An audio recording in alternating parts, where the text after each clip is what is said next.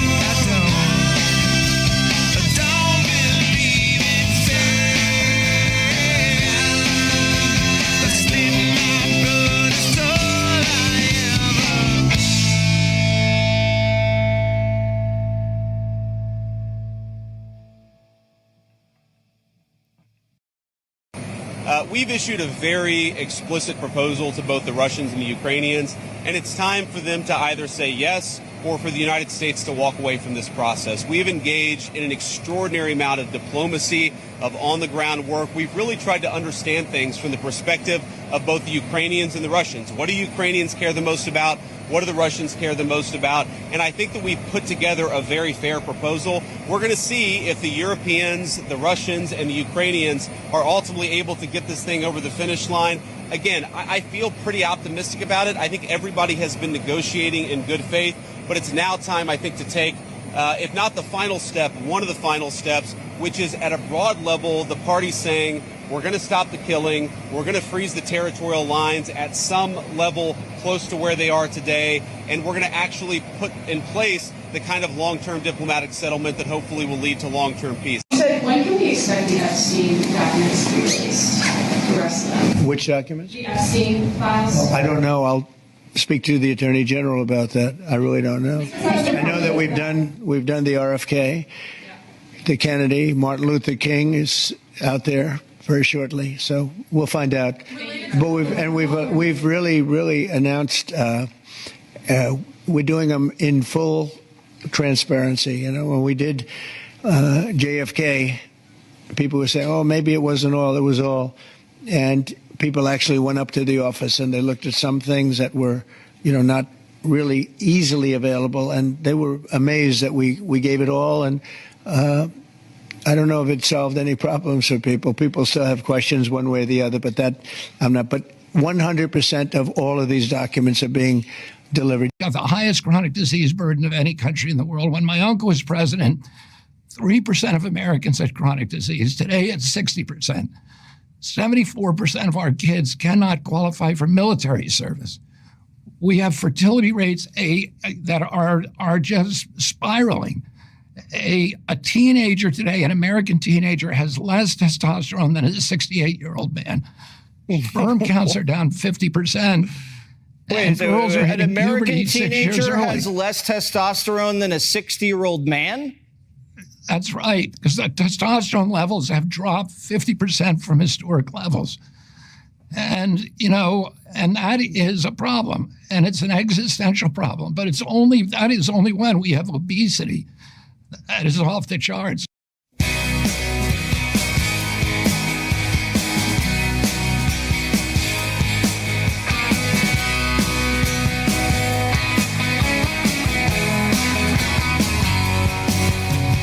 Broadway's dark tonight. It's a little bit weaker than you used to be. Broadway's dark tonight. See the young man sitting in the old man's bar, waiting for his turn to die.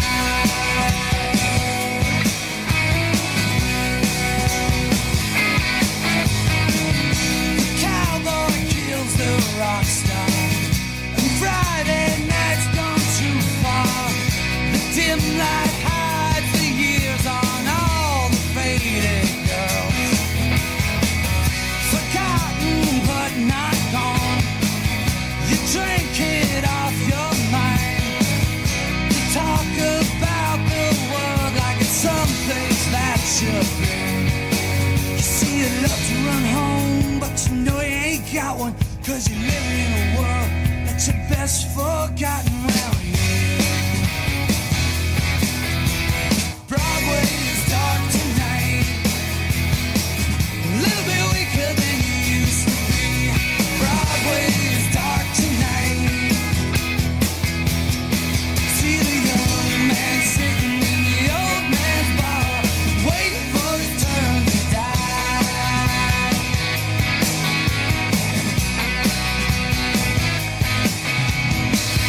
You choke down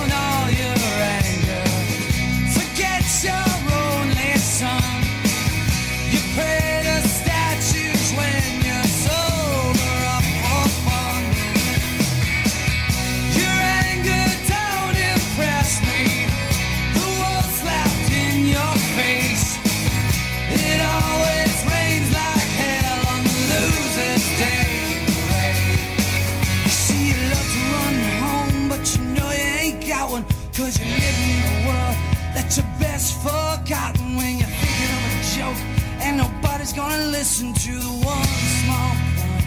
I know they've been missing around here. Broadway is dark tonight, a little bit weaker than you used to be. Broadway is dark tonight. See the young man sitting in the old man's bar, waiting for his turn to die.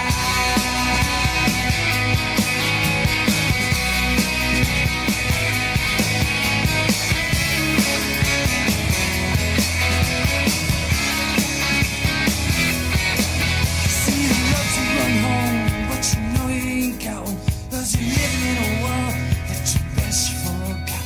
When you're thinking you're a joke, and nobody's gonna listen to the one small point. I know they've been missing around here, around here.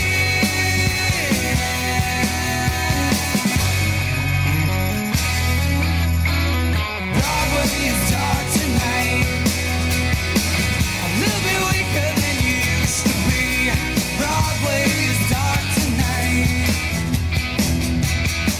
See the young man sitting in the old man's bar, waiting for his turn to die.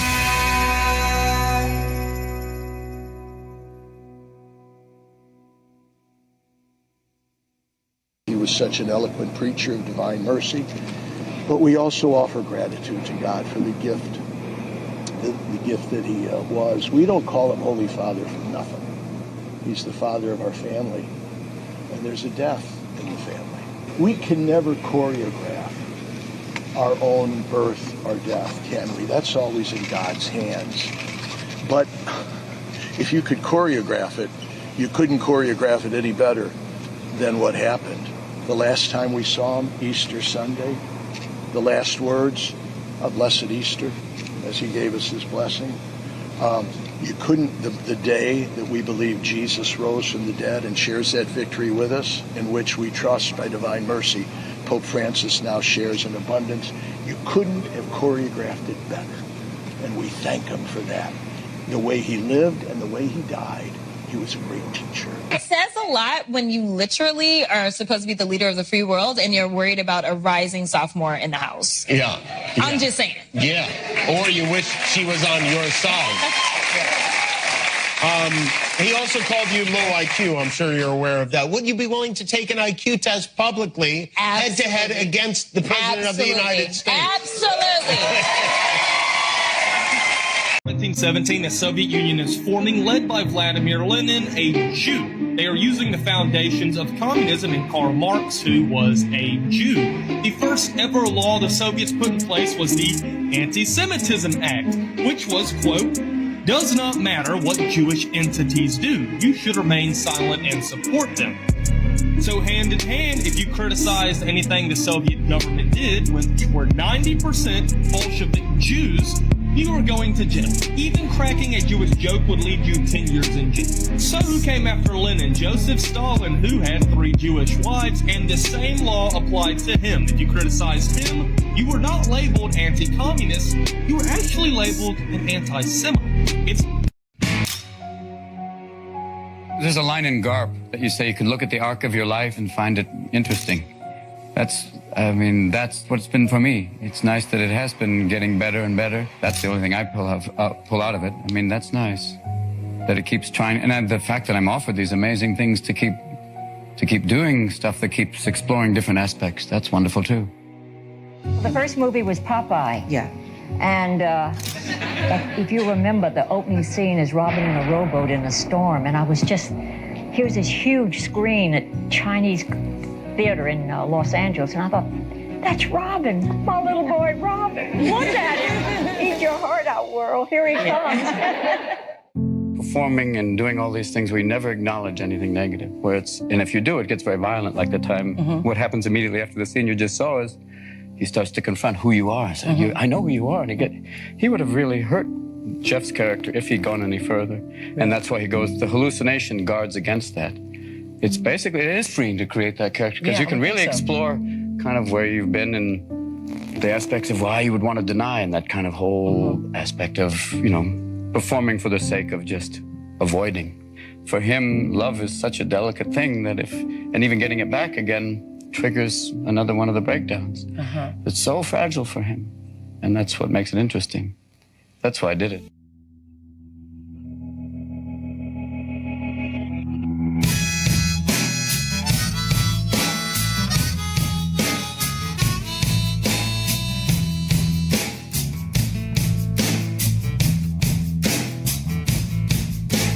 Let me run with you tonight. I'll take you on a moonlight ride.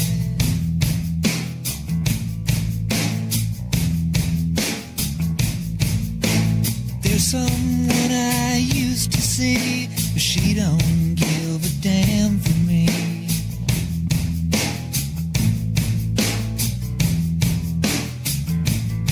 Well, let me get to the point. Let's roll another joint and turn the radio loud. I'm too alone to be proud, and you don't know how it feels. You don't know how it feels to be me.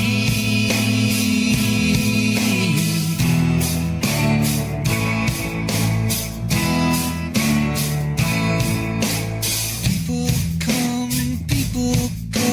Some grow young, some grow cold.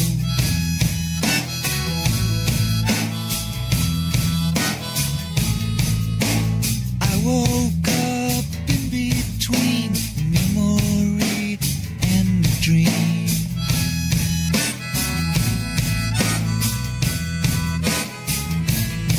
So let's get to the point. Let's roll another joint. Let's head on down the road. There's somewhere I gotta go, and you don't know how it feels. You don't know how it feels to be me.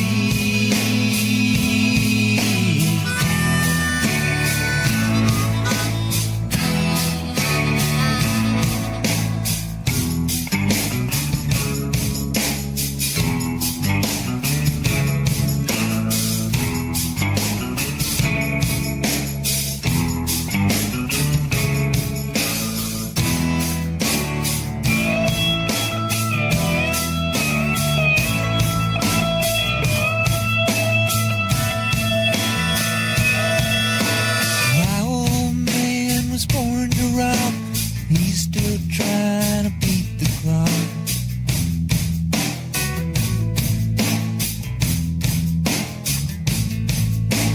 Think of me what you will. I've got a little space to fill.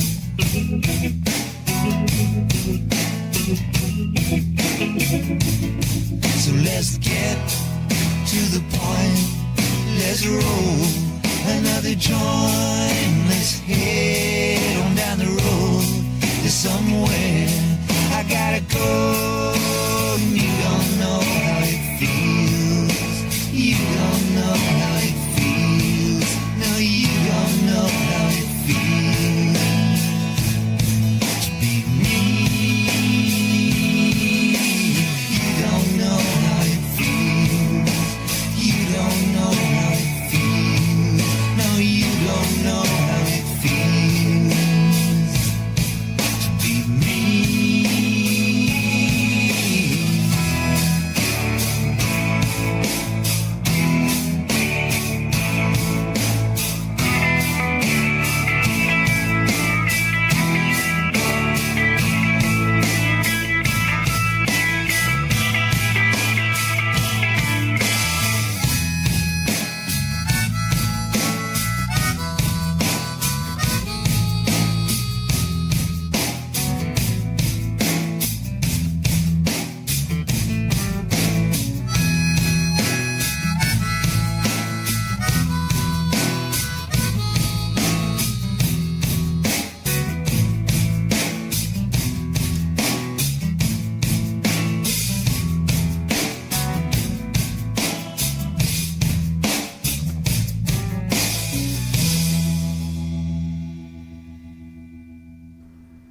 Welcome, Patriots, to Patriot News Broadcasting. It's good to see you guys. Hope I didn't mess my camera up too much. Somehow the settings all got changed around. You know how that goes. Glad you liked the intro. I was having one of those days where I was debating about whether I was going to do it or not, and just trying to think of different ways I could do things. And I saw some posts today that were really good. This one on the left, authenticity wins. You can't compete with fakeness, and you shouldn't want to play that silly game anyway. Yes, the world will always try to pull you into such foolish games, but someone or something will always outfake you in that race. Smart move is not to play the game at all. Instead, focus on the game only you can win, which is being yourself. It's pretty straightforward, isn't it? And Captain Kyle wrote this other one. It's pretty good, too. Anons are just regular people that dig up open source information and show the people what they found. Some make content like writing posts, making memes, streaming podcasts, recording music, making videos. That is an anon in a nutshell. Nothing spectacular. It's what we can do collectively that's important. Individually, we're a drop. Together, we're a storm. That's pretty awesome, isn't it? All right, let's get to some news and stuff. I like that one, too. Your tinfoil hats turn to crowns of knowledge. I'm going to start the show off on an interesting note with a recent Reese report. Haven't seen one of those in a while. I think you'll find it interesting. Let's check it out.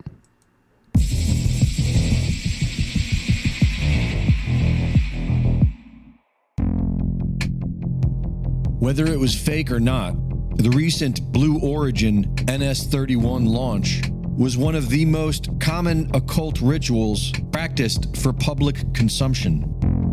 All rockets are phallic, but this one is much more apparent than most. After the phallic rocket probes the womb of space, the women on board are euphoric and elated. And after the egg-like capsule crashes to Earth, which can also be seen as a sperm fertilizing an egg, the occupants emerge transformed, reborn. This sexual symbolism is common. It is why we see so many obelisks and domes erected across the world. Breeding is a very big part of this human farm, and symbolizing the sexual act of reproduction can be seen throughout all of recorded time, including most of America's rocket history. Rockets and rituals have gone together for a long time. The father of modern rocketry, Jack Parsons, was a protege of Aleister Crowley and was known for being obsessed with magical rituals. Most famously, the Babylon working ritual, documented in 1945 and 1946, was a ritual that Jack Parsons performed with the help of Scientology founder L. Ron Hubbard. Jack Parsons died in an explosion in his home laboratory in 1952, so he was not alive to see NASA's Apollo missions, but he would have appreciated the ritual significance of the Apollo 11 moon landing being on July 20th. The occult philosophy of Aleister Crowley, which Jack Parsons practiced, relied heavily on ancient Egyptian mythology, as did the Freemasons. And in ancient Egypt, this time of year was marked by the celebration Sopdet. It signaled the start of the new year and was linked to themes of Osiris, the god of death and rebirth, who was represented by Orion. Every year around July 20th, the heliacal rising of Sirius occurs, and in the pre-dawn sky, Orion can be seen right next to Sirius. These are the dog days of summer, named after the dog star Sirius, and it is the season of celebration for Bohemian Grove. This time of year was so important to the ancient Egyptians, it was memorialized in the alignment of the 3 pyramids on the Giza Plateau. Officially, the first moon landing took place on July 20th, and before stepping onto the moon, Buzz Aldrin conducted a private communion ceremony, a Masonic ritual akin to the Egyptian rites of Osiris. The Viking 1 was originally scheduled to land on Mars on July 4th, 1976, America's bicentennial, but ended up landing 16 days later on July 20th. Osiris symbolism is woven into the patches of NASA's most iconic missions. NASA, which has become known as Never a Straight Answer for its infamous history of deception, has been accused by many of faking the Apollo moon missions. And with the recent disclosures of exotic propulsion technologies, the archaic rocket seems to best satisfy the purposes of... Let's just cut to the chase there. Was it an occult ritual? Always about the penises, I swear. Let's move on with some actual news. Soros-funded groups are behind the lawsuit blocking Trump from deporting migrants. Go figure. In March, Trump revoked parole for about 532,000 migrants from Cuba, Haiti, Nicaragua, and Venezuela who were released into the United States interior by the Biden administration despite having no legal status. As a result, the Trump administration told such migrants that they would need to self-deport from the U.S. or face deportation by Immigration and Customs Enforcement. And the judges are trying to say they can't do that, but the judges don't have the right. And this guy sums it up pretty well. The Supreme Court has jurisdiction over foreigners only when they are in the country lawfully. The Constitution does not apply to enemy combatants on American soil, illegal immigrants, or to foreigners in their home countries. Moreover, deportation is not a punishment. Foreigners have no right to appeal their removal to their home countries to American courts. Just a fundamental misunderstanding by the entire legal profession about what citizenship actually means. That's pretty much it in a nutshell right there. Right there. They don't have the jurisdiction. And to add a little to that, federal judges appoint election supervisors where any candidates are for federal positions. Wouldn't that mean then that federal judges who have been allowing unqualified candidates for federal offices, wouldn't that be treason? And it makes a really good point there too, which I think will equate to a lot of judges going to jail eventually. In a shocking betrayal, California plans to release an illegal alien who killed 2 American teenagers 7 years earlier, Oscar Eduardo Ortega and... There's no way I'm pronouncing that. Twice deported Mexican illegal alien. Just 3.5 years into his 10-year sentence. For killing 2 girls in a DUI crash in 2021. We'll take a little deeper look at this real fast. And a good morning to you. This illegal alien had a lengthy rap sheet here in California long before he ever killed these 2 California teenagers. He's got several felony convictions on his record, several convictions for driving without a license, but he was still out and about on California's roads. And this young American couple ended up paying the price for that. And now their killer is getting an early release. It was November 2021, a fiery collision on an Orange County freeway. A young couple dead, and the driver who crashed into them, a twice deported illegal alien from Mexico with multiple felonies, in custody for being drunk, high, and speeding at nearly 100 miles per hour. I get a knock on the door, and there's 2 police officers. Okay, so it was a couple. Why did I think it was 2 girls? Either way, you know, I suppose they'll fight for this guy. And it's funny, I swear one of those Democrats said they weren't coming back from El Salvador until they could bring Abrego Garcia with them. It's ridiculous. Of all the things they fight so damn hard for, they're fighting hard for these illegals. It's amazing. And there was a powerful 6.2 magnitude earthquake off Istanbul's coast. I'll take a look at some of the footage from that. We have some breaking news now, and a powerful 6.2 magnitude earthquake has hit off Istanbul's coast. There are reports of several aftershocks also hitting the area.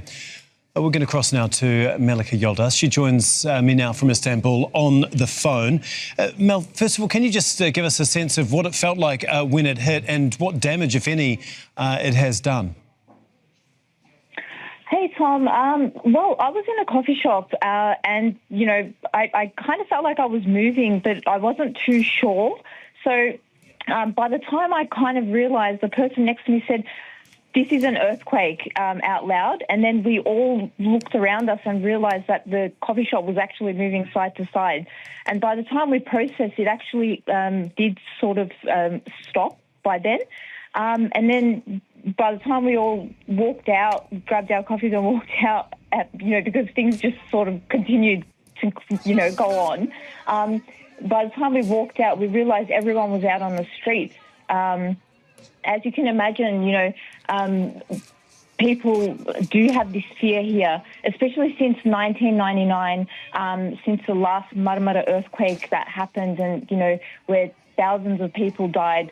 There's a fear of a big earthquake that's going to hit Istanbul. Apart from the 2023 earthquake that they lived, the expected one in Istanbul. So I believe it was just that sort of got everyone out immediately. But to say there was, any... And so Turkey is dealing with that one. And actually, since that time, there was one here in the United States, 4.5, last I saw, reported in Suffolk County, New York. So there's that. Moving forward, if I can find my spot here. The wildfire in New Jersey is forcing thousands of evacuations in the state, and Red Cross is setting up there. Where am I? I lost my spot. There we go. And we'll take a look at the wildfire. It's burned 11,500 acres so far. It's only about 30% contained. Red Cross opening shelters in the area. Sounds like a good place to avoid. It's a hell of a wildfire, though. When I think of wildfires, I don't think of New Jersey, so there's that. But I suppose they can happen anywhere. And the British are dicking with the sun. Experiments to dim the sun get a green light. The UK government has decided to start conducting experiments to dim the sun. Why do they get to make that choice for the rest of the world? Small controlled outdoor experiments. That's not a small or controlled outdoor experiment. And guess who's got their filthy hands in on the sun dickin'? Bill Gates, of course. Well, Gates is backing the first high-altitude experiment of one radical climate change solution, creating a massive chemical cloud that could cool the Earth. It's called solar geoengineering, and it's highly controversial. How long will it be that countries keep experiencing these climate impacts before someone gets desperate and says, hey, we need to cool the planet with solar geoengineering? It would look something like this. Thousands of planes would fly very high and use nozzles to inject millions of tons of light-reflecting particles into the stratosphere. It would create a thin chemical cloud of those particles around the whole planet, blocking some sunlight from reaching the surface. Like they're not already doing that. It would mimic a giant volcanic eruption, which we know cools the Earth.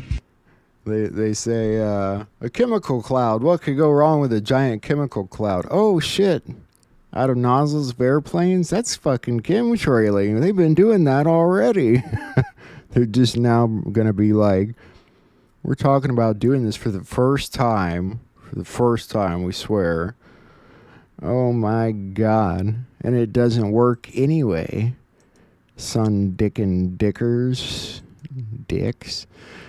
The top secret U.S. spy drone gets a deadly laser that melts missiles in midair, which is pretty cool. Let's kind of take a look at that thing.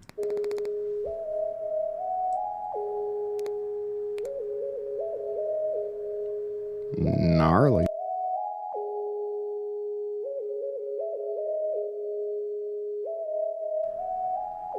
Suppose we could probably turn that crap down. 66-foot wingspan? That's a hell of a large drone. American spy drones have laser weapons that are able to melt the missile. Wednesday, April 23, 2025. American Military TV.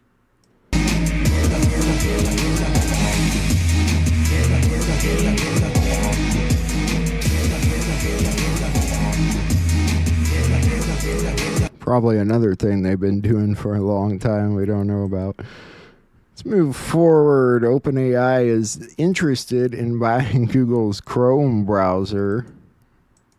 Is this a good thing or a bad thing?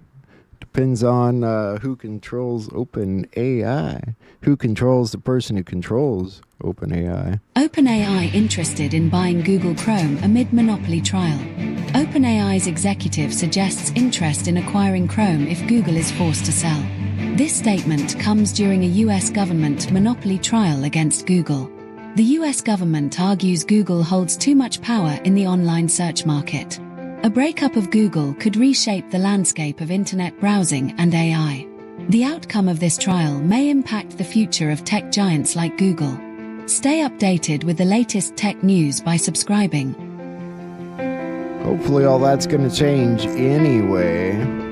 It sounds like something Elon Musk would be interested in buying and rebranding, so to say. And on another note, sadly, Canada's announced that they don't like us anymore. The old relationship we had with the United States, based on deepening integration of our economies and tight security and military cooperations, is over.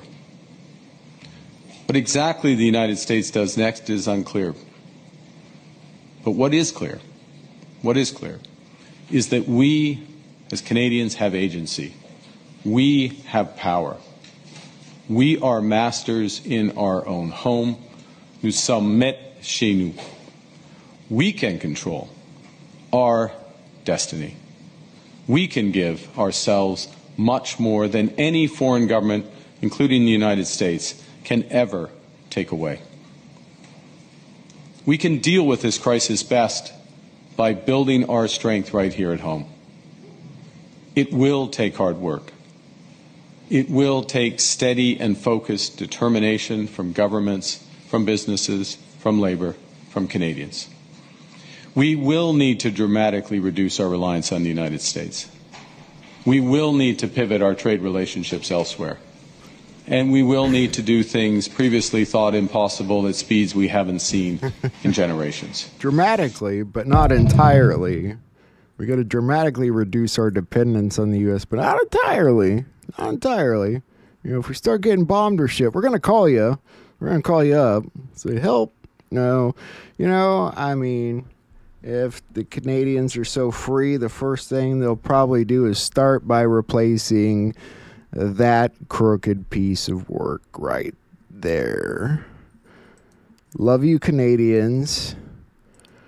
Ukrainian President Zelensky says he's ready for an immediate and unconditional ceasefire with Russia.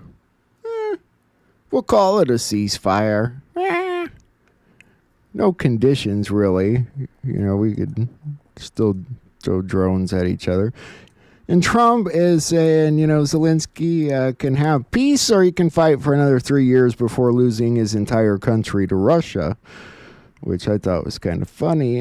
President Trump, he's trying really hard to keep these two together, and he says he's very close to making a deal to end the war, but don't know. He also posts this. Ukrainian President Zelensky is boasting on the front page of the Wall Street Journal that Ukraine will not legally recognize the occupation of Crimea. There's nothing to talk about here. The statement is very harmful to the peace negotiations with Russia, and that Crimea was lost years ago under the auspices of President Barack Hussein Obama and is not even a point of discussion.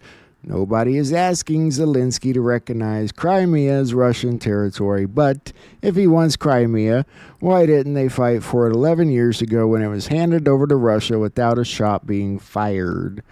The area also houses, for many years before the Obama handover, major Russian submarine bases. And, there's a whole different story around the Crimea stuff. So, anyway, Trump's just saying, you're kind of stirring up shit, Zelensky. And he is. This is an interesting post. Hopefully it's something much better than ending the war in Ukraine. You have no idea what's about to be exposed. It's going to be biblical, says James O'Keefe. God, I hope it has something to do with Epstein, but I wonder. I still feel like that's not coming yet. What do you guys think is coming that's about to be biblical? They're already breaking the shit out of all this COVID stuff, and we'll get into that too. Anyway, these guys keep droning each other. Last night, Russia droned Ukraine. There have been more Russian attacks on Ukraine overnight, and 9 workers were killed after a drone hit a bus in the city of Marinets. Peace talks were due to take place in London today, but they were downgraded after US Secretary of State Marco Rubio pulled out. Lower-level discussions are taking place involving officials from Ukraine, the US, France and Germany, following Vladimir Zelensky's rejection of a proposal that would have allowed Russia to keep land seized during the war. And can you blame Russia for droning Ukraine last night when Ukraine droned them the night before?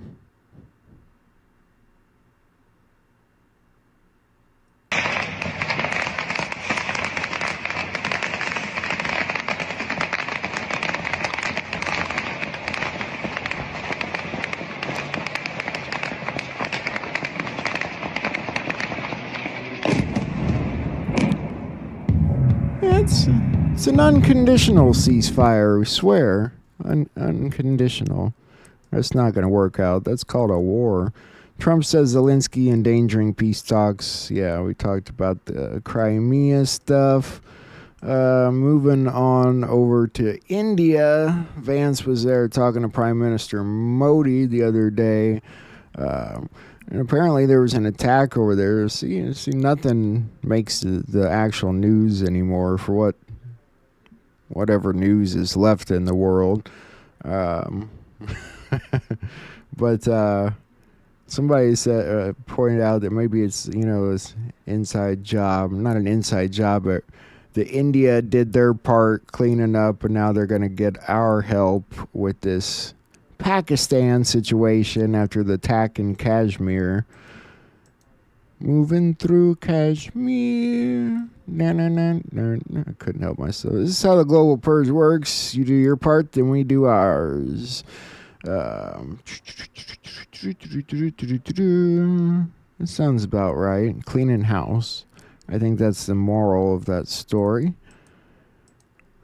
And with that being said, India cancels all visas for Pakistani nationals after that terrorist attack. And the key water sharing treaty that they were working on has obviously been stalled. And the border between Pakistan and India is, shutting down. This post was pretty messed up. This is a bit graphic, by the way. I'm okay with as many dead kids as it takes to stop Hamas. I'm not so sure the rest of the world honestly is. I don't think anybody is. That situation needs to stop.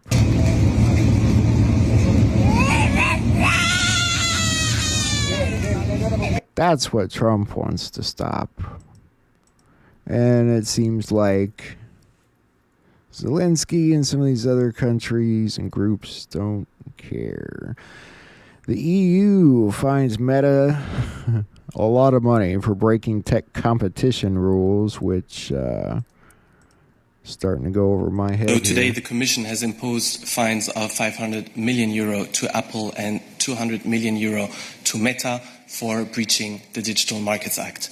Now, Apple is indeed breaching its anti-steering obligations under the DMA by imposing a number of restrictions on app developers to steer their customers to alternative offers outside the Apple App Store. Meta, with its binary pay or consent advertising model, is breaching the DMA obligation to give consumers the choice of a service that uses less of their personal data. Now, these two fines issued today are the first ones under the DMA. You caught all that, right? Right? Good. Speaking of which, something else people aren't so happy about. Elon Musk is now worth $361 billion, which I thought was a downgrade, but apparently, according to this, he's up $5 billion in just the last 24 hours. I don't know how that's possible. And supposedly he's projected to become the world's first trillionaire by 2027. That doesn't look good, especially when you got all these people on the left accusing him of doing what he's doing to make himself rich. I suppose somebody's going to want an explanation of how he went up $5.9 billion in the last 24 hours, because there's got to be something happening there. And if it has something to do with stock, it's not going to look so good. But all that being said, it sounds like he's about to pull back his role in Doge starting in May. And X, of course, they say is like the town square of Earth. Yeah, if you got money. See, here's the thing. I've got like 10,000 followers on there or something, or used to. What am I don't even know, but you get like 22 people that see your posts on there. It's kind of ridiculous. If you have money, you can pay to have people see your posts, which seems kind of against the point. I don't know. I'm not so down with X. The only person I see on there is Elon Musk. No, kidding. And this is interesting. Trump administration will seize wages, pensions, tax refunds to repay student loans, a debt that cannot be wiped away, apparently. That's also not going to make people so happy, because this is supposed to be about making our lives easier, not coming up with new ways you can get money from us. You know, I'm just saying. You know, let me tell you it like this. Who do you think Trump would rather his supporters be? Sheep? Or whatever the hell is the opposite of sheep? People that ask questions. You can't just be a damn sheep, and I'm not going to be a damn sheep and go bah and just say, oh, you told me everything they're doing is fine, so that's fine. I don't see it all as fine. I have issues with it. And usually there's a reason, and they'll, come around. I'm not saying I'm down for necessarily just wiping the slate clean, but isn't the point of changing over everything kind of where they're going to have to wipe a lot of things clean anyway? I mean, I don't know. I think that's what a lot of people think. And then you got them going around every day talking about how useless a college education is and how corrupt these places are. Well, now you're telling me if we don't pay for it, you're gonna like come after us. Well, you get my drift. If these universities are so corrupt, and we got dicked around anyway, sorry, it's just my stance on it. I don't agree with that method of just attacking people. We've got enough problems as it is.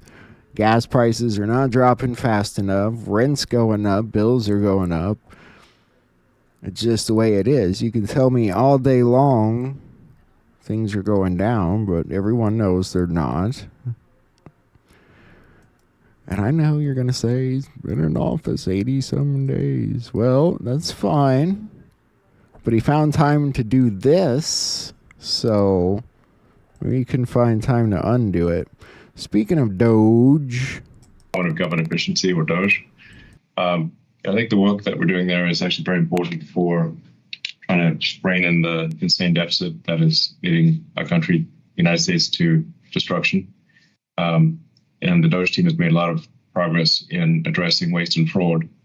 The natural blowback from that is those who were receiving the wasteful dollars and the fraudulent dollars will try to attack me and Doge team and anything associated with me. So but then I'm really left with two choices. Should we just let the waste and fraud continue? We're continuing at it to grow at a really unsustainable pace that was bankrupting the country, or to fight the waste and fraud and try to get the country back on the right track. And I believe the right thing to do is to fight the waste and fraud. It is the right thing to do. I'm just a little concerned how he got $6 billion richer overnight. Like, really concerned. And the Democrats are going to be calling for answers. And so we saw bits and pieces of the Tucker Carlson interview the other day with Dan Caldwell, the leaker from Pete Hegseth's group, one of the leakers. They've gone after like 5 people total now, but they were asked about it during the press conference. On Fox News that the entire Pentagon is working against Secretary Hegseth. But the people who were fired were Hegseth's own guys. So how do you square that, and what do you say to concerns that that's bad management? They were Pentagon employees who leaked against their boss to news agencies in this room. And it's been clear since day one from this administration that we are not going to tolerate individuals who leak to the mainstream media, particularly when it comes to sensitive information. And the Secretary of Defense is doing a tremendous job, and he is bringing monumental change to the Pentagon. And there's a lot of people in this city who reject monumental change, and I think, frankly, that's why we've seen a smear campaign against the Secretary of Defense since the moment that President Trump announced his nomination before the United States Senate. Let me reiterate, the president stands strongly behind Secretary Hegseth in the change that he is bringing to the Pentagon, and the results that he's achieved thus far speak for themselves. There's so much smear campaigning happening. I wouldn't be surprised you find out tomorrow that the stuff about Elon's not true. You don't even know anymore. Now the supposed networks are putting out stories and then a few hours later retracting them, or the White House will say, we never said that. It's getting weird. So New York is suing the Trump administration for their legal tariff policy that could raise prices by more than $6,000 for families. Kathy Hochul announces her and Letitia James, interesting, will sue the Trump administration for bringing jobs back to America. Yeah, right. I'm not sure that's how they would word that, but interestingly enough, Trump himself, he's suing Perkins Coie for their egregious and unlawful acts, in particular the conduct of a specific member of the firm, only to find out that the judge assigned to this case is Beryl Howell, an Obama appointment, and a highly biased and unfair disaster. So, good luck there. Good luck there, Trump. The Department of Justice announces RICO charges against 27 alleged Venezuelan gang members. At the same time, President Trump officially revoked the visa of Colombian President Gustavo Petro. Moving on to Robert Kennedy here. He's eyeing the idea of reversing the CDC's COVID-19 vaccine recommendation for children, which I have a feeling he's probably going to do. If you look at this chart here, this is adverse events with vaccines from 1988 to 2021. COVID vaccine deaths in 1 year are equivalent to deaths of all the other vaccines in total in 33 years. So everything there on the right, that blue stuff, that's COVID taken up a majority of the chart. And accounting for the amount of all deaths, or more than all the vaccines combined. That's crazy. It's starting to get real, I guess, is the way to put it. And this is particularly disturbing. I'm afraid it's going to affect our future generations. It might be why Trump's offering to pay money for this baby boom. Shows that actually we could confirm that the spike protein is produced in the deltoid muscles where the vaccine is administered, injected. But we could show it in almost all organs, more or less explicitly. And here you see a case where we show the testes. And you can see that in this 28-year-old man who had a healthy son and who died 140 days after injection, the spike protein is strongly expressed in the spermatogenic organ in the testes, and you can see there are almost no spermatocytes in here. But let's have a 28-year-old man who had a son who died, and they're showing you that all his sperm has basically been replaced by this spike protein. And I imagine it's causing disasters and fertility issues in women as well. And it's strongly expression of spike protein in the spermatogenic tissue. So also in elder persons, this is an old man, and you can see here's also a strong expression in the sperm. It's highly concerning. That's probably why they were saying that, 60-year-old men have more testosterone than teenagers these days. It's messed up what they've done to society. And I have a feeling this is going to be coming out more and more, and is why Robert Kennedy's going to be hopefully reversing what the CDC's done, requiring children to get that crap. Dan Scavino posted a version of the civil peace flag. What is this flag? Civil peace flag, also known as the civil flag of peacetime or flag of peace, is a flag commonly used by sovereign citizens who believe it is the original and legitimate flag of the United States. It is adapted from an obscure version of the American flag from the early 1800s. Sovereign citizens believe the real U.S. flag represents the illegitimate government presently ruling over the United States. I would say formerly ruling over the United States, hopefully, but maybe not yet. In California, Gavin Newsom just announced a $500 million investment of taxpayer dollars to provide 1,000 zero-emission school buses to underprivileged areas in California. Yeah, that's not going to help their debt.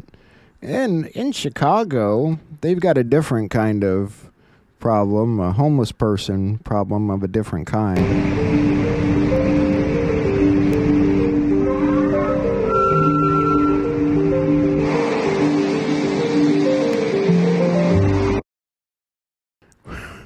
I don't don't even want to know why you would pitch your tent on a city bus. That's Illinois for you. Speaking of Illinois, thank God Almighty. The decision of whether to run for re-election has not been easy. I truly love the job of being United States Senator, but in my heart, I know it's time to pass the torch. So I'm announcing today that I will not be seeking re-election at the end of my term. The people of Illinois have honored me with this responsibility longer than anyone elected to the Senate in our state's history. I'm truly grateful. Right now, the challenges facing our country are historic and unprecedented. The threats to our democracy and way of life are very real. And I can assure you, I'll do everything in my power to fight for Illinois and the future of our country every day of my remaining time in the Senate. I've given over half of my life to House and Senate congressional service. I've always tried to stand up to power on behalf of the people of... You probably cheated to get there, dick. And that goes along with this Q post. Any person making statements that will not be seeking re-election was put into submission for the betterment of the country. Not all will be prosecuted, and all will do as told. You will see more of this occur. And again, this from 2017. Not normal yet disregarded, and even on the D side. Yeah, I think that might just apply here. And thank God it's finally time to get rid of that dick. Government has been hiding Jeffrey Epstein's flight logs since he committed suicide 4 years ago. Fighting international sex trafficking should appeal to everybody, no matter what political party. We care about women and children. We care about law and order. We care about corruption. So when Senator Marsha Blackburn from the great state of Tennessee tried to subpoena the flight logs of Jeffrey Epstein, we were surprised that Senator Dick Durbin from the great state of Illinois was making it difficult. And why hadn't Dick Durbin subpoenaed the flight logs himself? Why hasn't any politician until Marsha Blackburn tried to find out who flew on the world's most notorious child sex trafficker's plane? Because they all flew on the damn thing. Yeah, Dick Durbin's been very key in keeping the Epstein files from coming forward until now. So there's some oddities again around the Pope. First, check this out. Look at these upside down crosses on this door by his body. If this is what I'm seeing right. 11, 5, 9 and 20 miles today, 4, 11, 17. Some evil shit, huh? Boot, boot, boot, boot, moving up and down again. There's no discharge in the war. Okay, the audio's a little weird, but look at those doors. Creepy.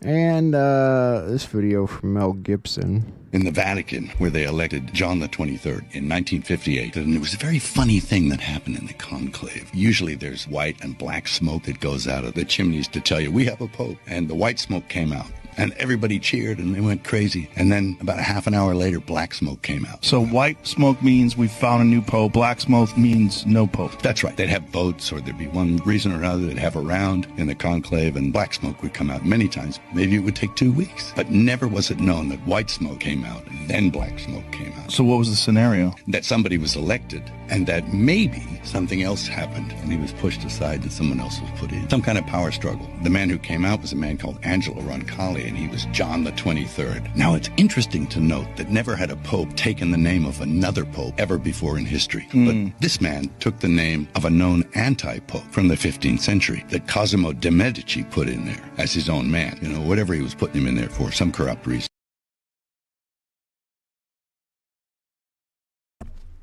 Interesting, huh? You find that interesting, huh? You like that? It's kind of weird. White smoke, black smoke. Oh, yeah, I see. You find it very interesting.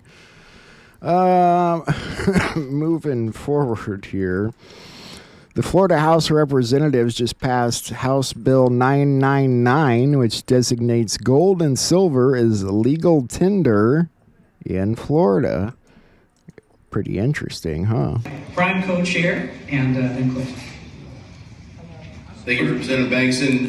Members, Representative Bankson and I had the opportunity to work together last year on this, and we had some roadblocks to get through, and obviously but he worked over the summer to get some things in order, and we're back with this bill.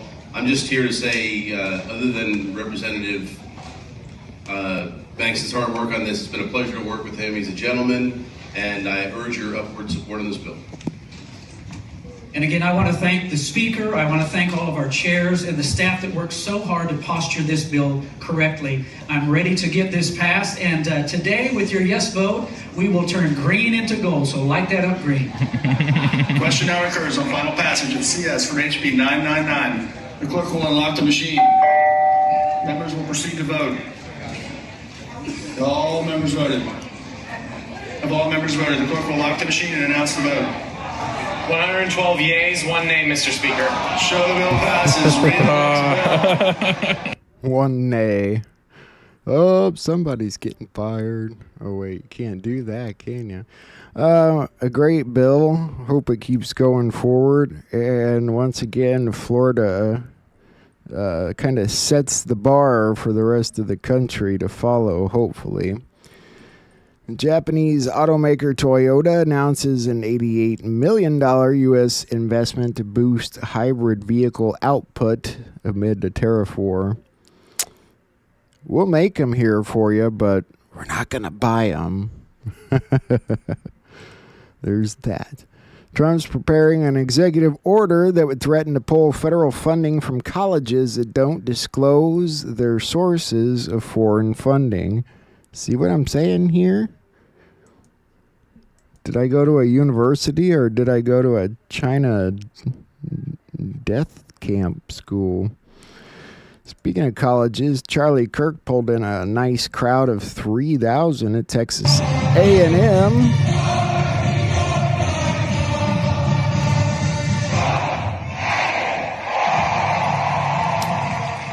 Charlie Kirk's getting popular.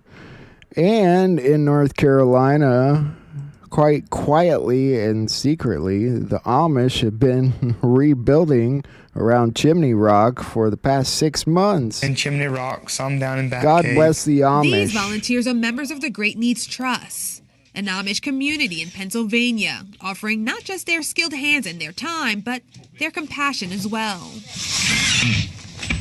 We wanted to help the people that had the disaster.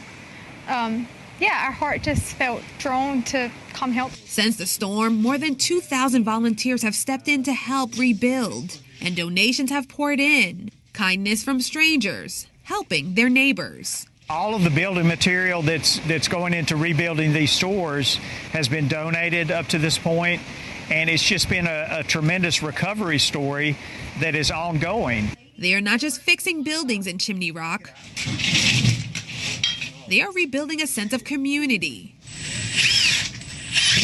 One nail at a time.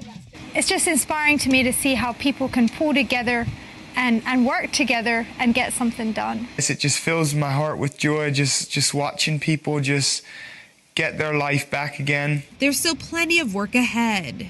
But for Chimney Rock, recovery is clearly in motion. And now these volunteers from hundreds of miles away have become part of this mountain town's future. God bless the Amish for taking the time over the past 6 months to volunteer and do all that. It's really amazing. The Amish are awesome, aren't they? Talk about a real sense of community. Arkansas revenue offices are extending their hours so they can issue real IDs. These things are kind of odd, aren't they? Somebody asked, how is ID required to enter a nuclear plant and certain federal courthouses related to boarding an aircraft to travel anywhere? Yeah, you'd think those would be kind of separate IDs, huh? I don't know. This real ID thing feels like a shitty way to sort of enslave us more, but I think they also claim it's pretty necessary after all the legals flooded the country to figure out who the hell's in the country. So there's that. Carlos Santana was hospitalized after a medical emergency during a concert. Not good. He was hospitalized after suffering a medical emergency as he prepared for a concert in Texas yesterday.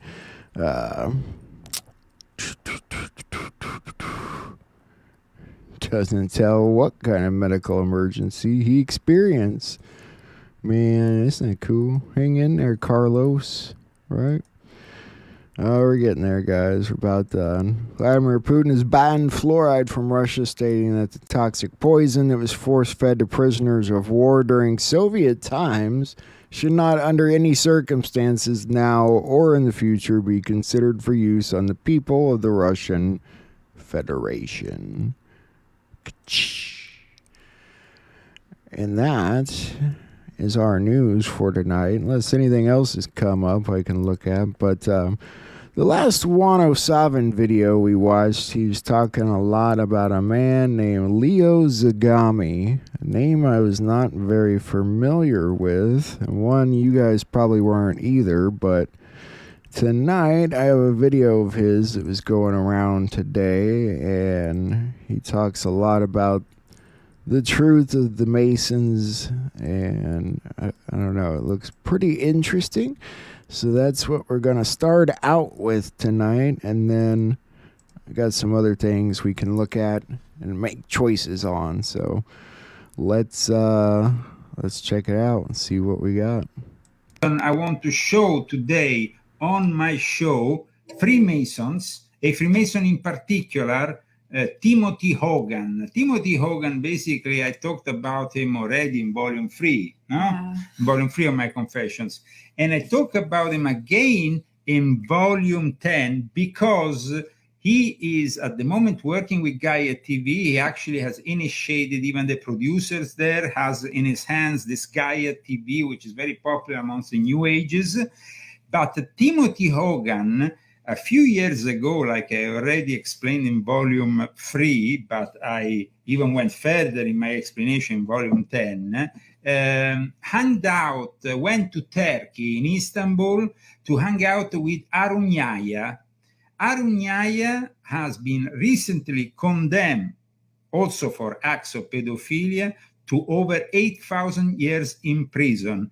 And this video, which I'm about to show you, is shocking, because it proves that American Freemasons went to Turkey and basically hang around and went on Is he a regular Freemason? Yes, or is he a regular? Both. He goes into the regular lodges. He has also been worshipper master of various regular lodges.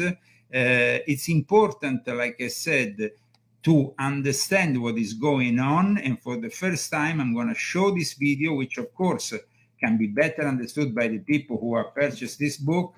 But this is the evidence, the direct connection. These people are wearing Masonic regalia in front of a guy who was being condemned and arrested in 2022 for... I'm going to... 8,000 years is a long time. Yeah, I'm going to bring up after all the various accusations against him. In the meantime, check out this.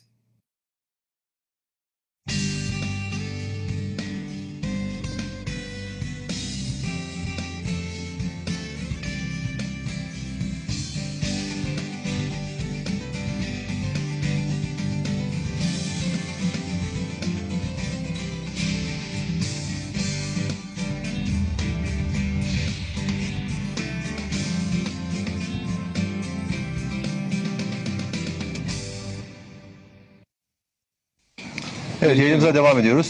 Stüdyomuzda şu anda Tapınak Şövalyelerinin şu anki...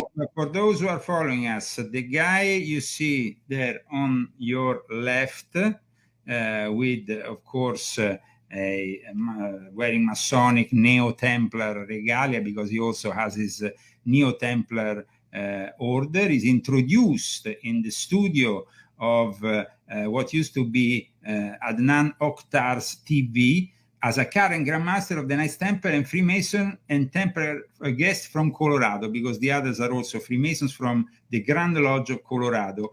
And let me show with you who is this guy.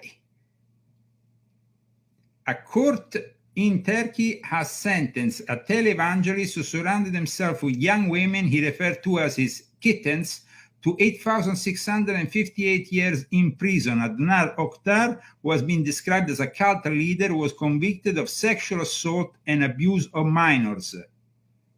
And this guy went to him, and of course, he is also behind Gaia TV. Check out. Timothy Hogan ve Amerika Colorado'dan Mason ve tapınakçı misafirlerimiz var. Welcome, hoş geldiniz. Ama birisi isimlerini tanıtsın. Evet. Oktay. Sayın Timothy Hogan daha önce de ziyaret etmişti. Tapınak Şövalyelerinin şu anki büyük kumandanı, yani büyük üstadı kendisi. Başlangıç Tapınağı Egemen Düzeni, Order Sovereign the Temple Initiative ismiyle anılan, silsilesi 12. yüzyıla kadar uzanan orijinal tapınak şövalyelerinin günümüzdeki lideri.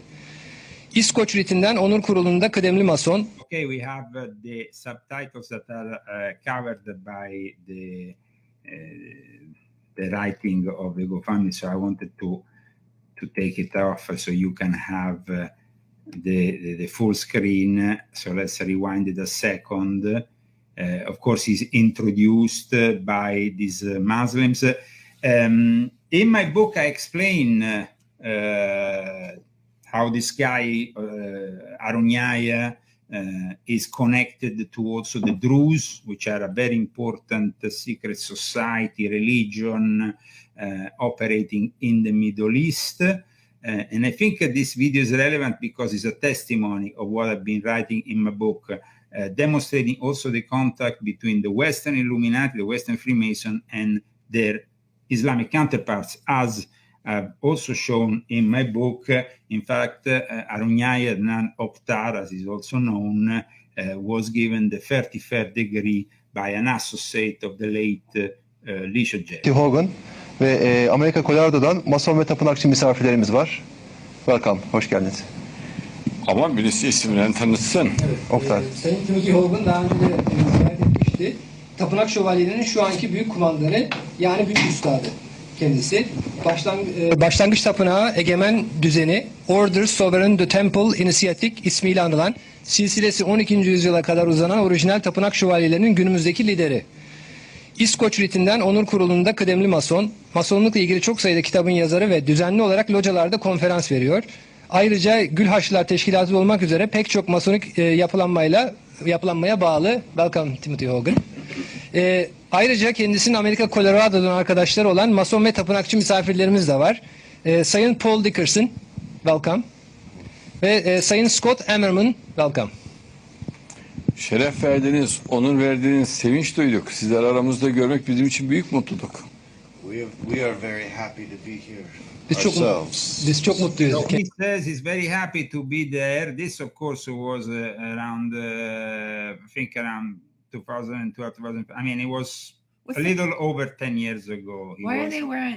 Is it a Masonic meeting? Well, they were guested there as Masons, and so they went with the regalia to this event, which was amongst the members of Arunya's cult. Arunya's cult became very popular in Turkey from the 1980s, 1990s, because they originally he supported Erdogan in his rise to political power when he only was a mayor of a town, and now, as you know, he's the president. But something must have happened, because 2 years ago, like we showed, he was sentenced to 8,600, and I don't think he's going to get out of that. And the accusations are also for other members of his cult. They arrested around 60 people together with him. He was a very powerful Freemason in Turkey. He was practicing also sexual magic. I talk about it in my book. And so I don't really understand how it's possible. This Timothy Hogan now is actually one of the lecturers of Contact in the Desert, which is happening around the corner here And they don't ask you. They never ask him to participate in it, even though his books are being sold in the freaking lobby. And the guy that's selling them, Brad Olson, who's our publisher, well, his publisher, not my publisher. I publish my own books and I actually make some money. But anyway, so, Brad is there and he doesn't have anything to do with it. But I mean, they don't want to, we tried to get you on there over and over again, but they don't want to have you I think on, this demonstrates that that's where they are. They're with what. So. No, but the New Age movement has been taken over and manipulated by Freemasons like Timothy Hogan, who has, by the way, also he has also a lodge, an irregular lodge with men and women with a French charter operating in South Pasadena. So aside from his regular activities in Colorado with regular Freemasons. So this guy... I saw the lodge that he, in the one in Colorado, the big lodge there. I saw it. Yeah, I saw it. It's huge. Let's move further and listen what happened with Adnan Oktar, also known as Arognaya, was exhibiting Timothy Hogan in a way like they were coming together for some kind of interreligious dialogue. Dostlarımızı aramızda görmek çok büyük bir sevinç. Ama bu kadar uzun aralar olmasın. Daha kısa sürelerde görüşelim. Yes, it's been too long. Çok uzun oldu. Yes. Neler yapıyorsunuz biraz dostların faaliyetlerinden bize bilgiler verin. Well, we've been doing a lot of traveling around the world, and actually we've had the opportunity to share our great experiences in Istanbul and with you to a lot of people, and we have a whole bunch of people out here in Istanbul right now that we're all here because of the things we've shared about how wonderful it is. Evet, İstanbul sırlarla dolu bir şehir. Confirming, of course, the close collaboration, and this is Adnan Oktar when he received the 33 degree from an associate of the late Alicia Gelli. I mean, we've been talking about Islamic Freemasonry. This is a reality. And for the first time, we are finally showing you this reality, no, Christy? And we're doing it with evidence. Evidence. Etmişsiniz. Güzel bir düşünceler. Yes. Evet. Sen bir şey mi anlatmak istiyorsun? Paul Dickerson'da Scott Emerman hakkındaki biraz daha bilgi verebilirim isterseniz. Evet. Paul Dickerson'ı tanıtmak istiyorum. İskoç ritminde 32. derecede de Mason. Doğu Denver locası eski büyük üstadlarından bir tanesi.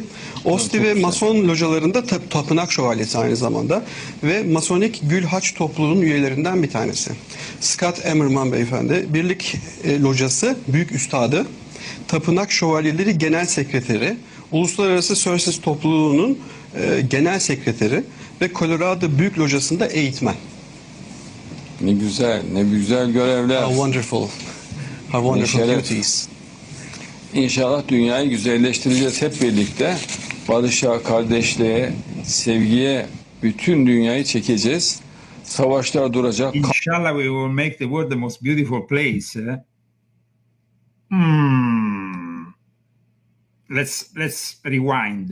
A court in Turkey has sentenced a televangelist surrounded himself with young women he referred to as his kittens to 8,650 years in prison, also abuse of minors, and this is making the world a better place. These people are sick, and the Grand Lodge of Colorado, of course, should do something about this. I mean, this evidence needs to be taken to the Masonic authorities because this is criminal activities, guy. Being associated with people who do criminal activities. I mean, thought Masons were supposed to be like these, upstanding, like individuals, you know? It's shocking. It's completely shocking. Silahlar yok edilecek. Sadece sevgi kalacak dünyada. Yeah, we say those who are not at peace with themselves are at war with the world. So we have to try to help them find peace. Onlara barışı bulmalarına yardım etmemiz gerekir. Evet, ama artık sevgi insanları da dünya çapında birleşmeye karar vermişler ve artık sevginin dünyayı sarmasına ramak kalmış gibi bir görünüm var. And we believe very strongly that by having this sort of dialogue with brothers and sisters from around the world is really the most important thing for mankind in general at the moment. And we feel very blessed to be in a position to be able to come, for example, here and have this wonderful dialogue with the beautiful people that we've met here in Istanbul. The Turkish people are wonderful. And it's such an honor because we also are very mindful of the work that you're doing here, facilitating this peace and opening this sort of dialogue. And this is a very, very important thing. Evet. Bir gün üstadların hepsini toplayalım İstanbul'da. Çok büyük bir güzellik olur bu. Master Freemasons. Yes. Let's bring all these grandmasters to Istanbul. I mean, guys, this is an important testimony that you're watching. And what happens with this guy who now is in jail is that he used to be very influential, and he actually had a delegation connected to a bunch of negotiators. How you say negotiators? Negotiators? Negotiators, yes. Including the late Rabbi Menachem Froman, which used to be an Israeli Orthodox rabbi who used to play the part of the peacemaker. And basically, together with an Israeli Druze politician, and who, by the way, was also Minister of Communication of the Israeli government, he basically headed a negotiation with Hamas when basically there was back, we're talking here about October 2011, they basically had kidnapped this Israeli soldier, Gilad Shalit. So he was active in negotiations with Hamas, and that involved also the Israeli government. So guys, this is very serious stuff that I'm showing you here. Inshallah. İnşallah.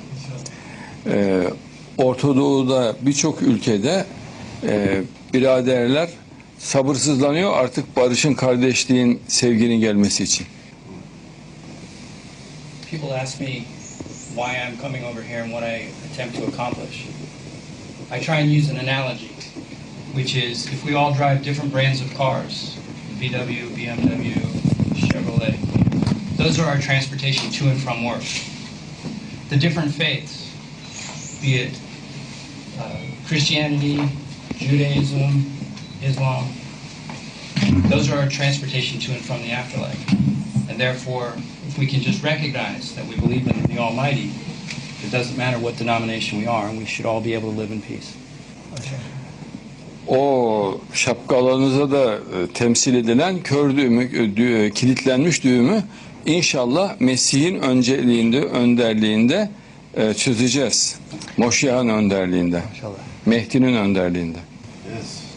Okay, so this testimony comes from a recording of Adnan Oktar Arnya's own TV channel A9, recorded in July 2015.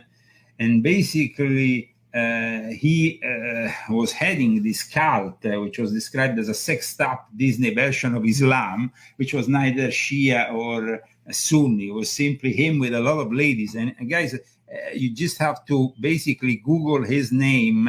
I remember from your book all the pictures in it. Yeah, with all the ladies. And the ladies. Let's see if we can find Adnan Oktar with the ladies, because there is a lot of pictures with his ladies. And he actually forced them to take plastic surgery to have them in a certain way. His version of Islam was definitely a very unique version of Islam. Watch him here.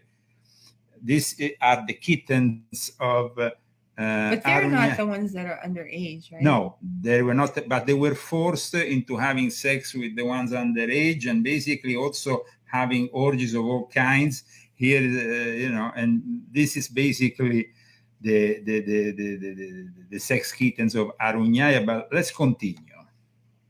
Evet. Şapkalarınıza da o sembolün olması çok güzel. Çok anlamlı dersin. Yes, we agree. Katılıyoruz. Evet. Onu işte 5000 yıldan beri beklenen büyük üstad çözecek inşallah.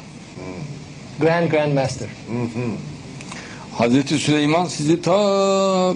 And this is Arunhaya, who of course was claiming to be some kind of new Solomon.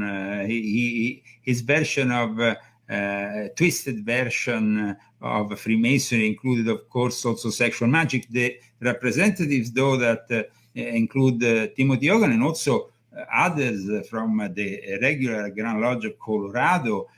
I mean, how do they feel, these people, now that the whole thing has been exposed?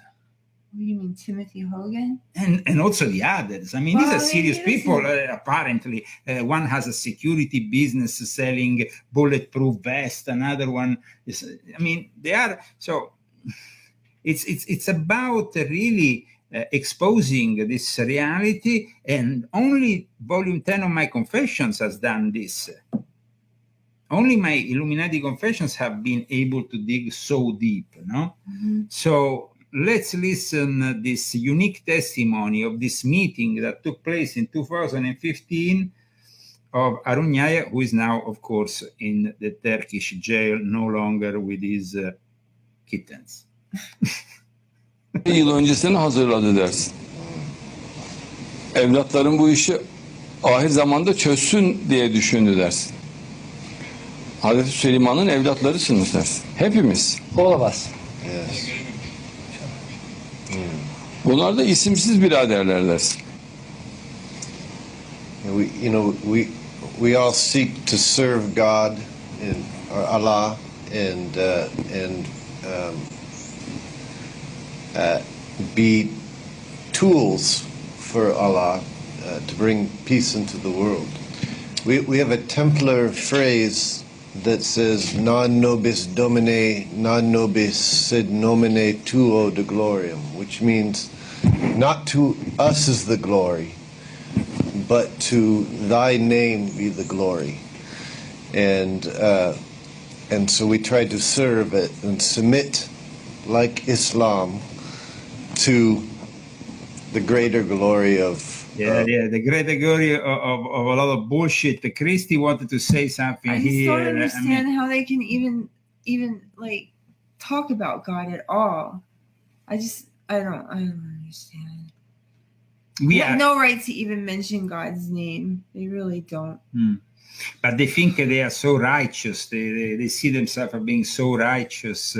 And like somebody was pointing out on the chat board, these people talk about peace, but then they sell weapons. They make money with as arm dealers or security operators selling bulletproof vests or other things. I mean, it's really incredible how really hypocritical the situation is. But also the Americans from the Grand Lodge of Colorado, who are so open in regards to this Muslim reality. Obviously, they know about it. Obviously, they're corrupt because, I mean, if they go into that situation and they see all those women, and you can just see it. It's in front of your eyes. So, but these people are hypocrites, and they are definitely. I mean, it's for me. I was in Freemasonry, and I tried to bring some clarity in Freemasonry, but it was impossible because these are the people. Timothy Hogan ended up initiating the son of Oliver Stone, who actually wanted to collaborate with me. What happened to him? Well, after he was initiated by Timothy Hogan, he was never the same. That's what happened. This is what happened. Sean Stone was never the same after he was initiated by Timothy. What was that? when we met and we went to Hollywood, and we, of course, Sean and Oliver Stone, I mean, the family. That was before you wrote your book. Yeah, because they helped me really publishing my. Because Sean Stone was trying to help you. Yes. He brought us to this place in Chenega Boulevard where all the producers' studios Of course. are. And he was trying But to then actually after- help you, yeah. like to find a publisher. But then he also wanted to put me in contact with this Timothy Hogan, because he said, Leo, what is this Timothy Hogan? I mean, I'm been initiated and I joined his thing, and I think, but I'm sorry, but He's a really nice man. yeah, and unfortunately, these people get really manipulated by. But this. you know, you should know better. So you're only your own stupidity. So Yeah. I mean, this stuff is like clear, black and white. I mean, when I went to the lodges that I went to, I was able to see with my own eyes what was going on, and nobody could change my mind about it. No one could, and it was written all over my face, and I was just so completely just disappointed, really, because I had studied, you know, and I thought that maybe this was something, and it wasn't what I thought, and it was blatant right in front of my face that it wasn't what I thought. I mean, when you see a satanic symbol right in front of your face, I mean, you know what it is. So, and that was just one thing. I mean, and that was just one lodge. I mean, I went to another lodge, and there was a bunch of other crap going on that I've never even spoken about. Because, you know, there's people that I want to protect their privacy. But I mean, it was a really crappy situation with crappy people. And I don't, you know, they say once a Freemason, always a Freemason, but I'm an ex-Freemason. I am no longer a part of that, even though they say that. So I was supposed to have taken that vow forever, but I take it back. I was fooled. Here we go now with the second part of our show, ladies and gentlemen. So if you are following us, and I see there is still a lot of people that are tuning in on YouTube, on Facebook, please move now to Rumble, because for the second part of the show, we will also have phone calls. So it's very important. But in the meantime, let's continue. Maybe let's finish this, and then we will go into the second part of the show. Allah, to bring about this peace in the world. Maşallah, doğru. It's correct. Evet, buyurun. I would also suggest that we reach out to those that seem to be unaware of their potential and abilities while they're here in this manifestation. They're sleepwalking, and they're caught up with their day-to-day lives, not realizing that there's a greater purpose out there. And they're so concerned with their daily lives that they don't realize the collective egregore of society in general, that we can do much more together than we can individually. And we need to help each other and help enlighten each other with greater lessons. Evet, çok güzel bir sözünüz. That's a very beautiful words. Yani milyarlarca insan hipnozda gibi. Billions of people are like in hypnosis. Ama bu güzel öncüler, bu sevgi insanları onlara liderlik edip o hipnozu çözecekler inşallah. This hypnosis will be solved. Allah vesile edecek.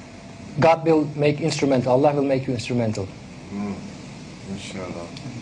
And we feel such a tremendous respect for the work that you're doing, and also a sort of a What kind of work? This guy was actually keeping those women, some of them, kidnapped, naked, 24 hours a day at his disposal. This is incredible, guys. If you think about the hypocrisy that is at work here, this is incredible. Because we feel like this is the venue where we are able to celebrate our commonalities instead of fighting about our differences. Great words, great words. Please sustain this show, guys, because this is a unique show that needs your support. GoFundMe is here, of course, on the screen. We have also Cash App, the Cash App handle you can find at leozagami.com. Another way, though, of supporting this show is buying our books. And this guy is not compromised, okay? He says what he wants, and nobody tells him what to say, and nobody censors him. And some of those other people that might not be here anymore, they are compromised, and they are censoring people. So I don't feel bad about it at all. So there you go. If you censor people, you're going to be censored too. What goes around comes around. All right, that's all I'm going to say. What are you talking about? Let's not mention any names here. What goes around comes around. Okay, let's continue. Hep birlikteyiz, hep beraberiz. Yeah. I want to get back the off the screen so we can show the subtitles. Always together. Always together. This trip to Istanbul has enlightened me in numerous ways, but one of the greatest is to see the connection between the Templar lineage and the rituals and what is here in Istanbul in the symbolism of the great mosques that we've had the ability to visit. Evet, çok yoğundur dersin. Yeah, very dense. Bizim akademinin bitişiğinde Molla Cami vardır. Evet. Molla Cami'nin üstünde küçük bir yılan figürü vardır. Taş oyması. Bu da o binada üstadların faaliyet yaptığını gösteriyor. Bunu her yerde görmek mümkün. But we can see this everywhere, these signs. Banyoma da süs olsun diye eski mermerlerden almıştım. Dikkatlice incelediğimde mermerlerin üstünde çok fazla masonik figür işlendiğini gördüm. O resimlerini çekip size göstereceğim. Yani çok fazla mason figürü var. Many Masonic figures on the marble. Eski bir çalışma. Onları terk etmişler, o taşları, yani önemsiz görmüşler. Ben onları toptan satın almıştım. Özellikle Sultanahmet Camisi çevresinde, Ayasofya çevresinde yoğun olarak alametler mevcut. Zaten Üstad da onları video görmüştü daha önceden. Yes. Yes, I've been taking them to these places in the last few days and showing them. Kur'an'da da Hazreti İbrahim rüyasında 11 yıldız, güneş ve ayı gördüğünü söylüyor ve onlar bana secde ederlerken gördüm diyor. Burada sizin de malumunuz olduğu gibi bu semboller masonik sembollerdir. I have devoted the last few years to studying the Quran in your books, and I really appreciate how much incredible symbolism there is within the Quran, and you've pointed out many things that I didn't know before, and it's been a great gift to me. Hazreti Yusuf'un demin anlattığım rüyasında çok daha detaylar var. Yani Yusuf Suresi'nde çok daha fazla detaylar var. Hep 7'lerle kilitlenmiştir. Yani şifreli 7'lerle kilitlenmiştir. Yusuf Suresi'nde özellikle bu çok yoğundur. Hazreti Yusuf'la 7'nin bağlantısı yoğundur. In the story of Joseph, there is the meaning of 7 is very dense, especially. We've come to learn that one of the numbers that we use in our Templar tradition that's important is the number 19. And we've also come to learn that 19 is very significant within the Quran. Evet, çok kapsamlı olarak vardır. Yes. Evet. Mesela Kehf suresinde Hazreti Hızır'dan bahsedilir. Evet. Hazreti Isır da bir duvarcı ustasıdır. Kur'an'da bu açıkça belirtiliyor. İyi bir duvarcı ustasıdır. Evet. 2 dul kadının çocuğuna olan yardımdan bahsedilir. Evet. Kendi kültürlerinde Hızır'ın karşılığı Melkidazek diye geçiyor. Melkidazek. Orada da bir dul kesesine mukabil olarak bir hazineden bahsediliyor. In the surah. Evet, o çocuklara verilecek bir servet olarak belirtiliyor. Evet. Good. Maşallah. Daha birçok sembol var. Özellikle hurufu mukatada bağlantılar açısından çok fazla sembol olduğu açıkça görülüyor. Yani özel harfler, özel rakamlar var Kur'an'da. Yes, the Prophet Idris is very significant to us in our Templar tradition as well. Evet, doğru. O da harika güçlere sahip olan bir peygamberler. Evet. Sizler neler yapıyorsunuz? Faaliyetler biraz sizden dinleyelim. Well, we've been trying to promote peace in the world. We've been trying to bring people of the different faiths together and help them see the greater light of Allah. And we've been working For hard. those who have tuned in, this is the Leo Zagami Show, and we are, of course, exposing Timothy Hogan, who apparently is the hidden master behind the Gaia TV station that has so much success in the New Age Why is world. he the hidden master? Because he has initiated the producers, like the one I met, that guy that I wrote about in the book. They were. It's like. He has initiated the producers. He has taken over from behind the scenes the whole show there. And so Gaia TV is an important He channel. has no magnetism. That guy is a twat. I mean, he's I just know, like...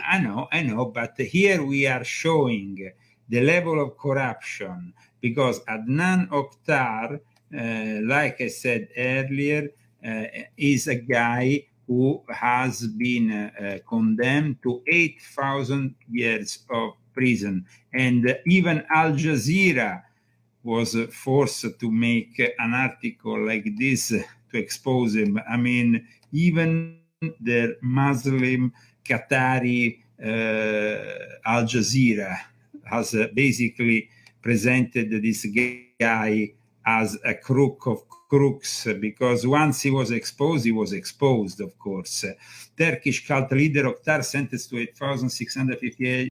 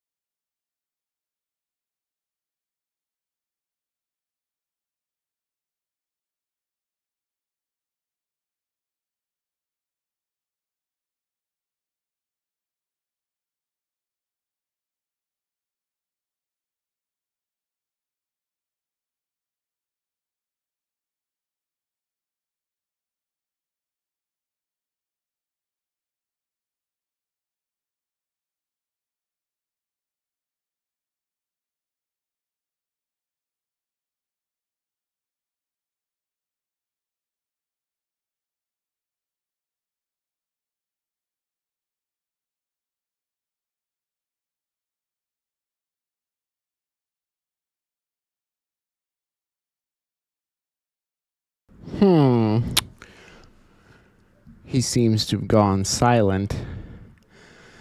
That's okay. Appears to be over anyway. So that is Leo Zagami. Whew. Different, I'll say that at the least, but damn. The guy from Gaia TV going to prison for 8,658 years. Damn. Glad I never watched Gaia TV. I remember hearing of it, but damn. All right, guys. We got a few things here you can choose from. I have Secrets of the Vatican, that's sort of a short one. Trump Chessmaster Golden Exposure Operations with Josh Reed, an Alpha Warrior. A Q&A with the Revival of America, an Alpha Warrior. And then a roundtable with Michael Jaco, Daniel Cooper, and Laura Eisenhower. A couple things there.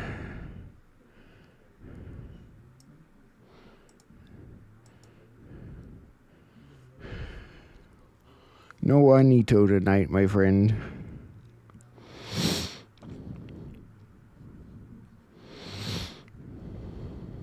More Antarctica. That's not a choice, man. Your choices are Secrets Beneath the Vatican, Trump the Chess Master, Gold and Exposure Operations with Josh Reed and Alpha Warrior, a Q&A with Alpha Warrior and the Revival of America, or a roundtable with Michael Jaco, Daniel Cooper, and Laura Eisenhower. Unless you want to watch, the Chinese Communist Playbook in depth, which would be about the most boring 30 minutes of our life. You guys are easy? All right. I'll pick then. God help me. Eeny, meeny. Oh, hell, we'll just try one.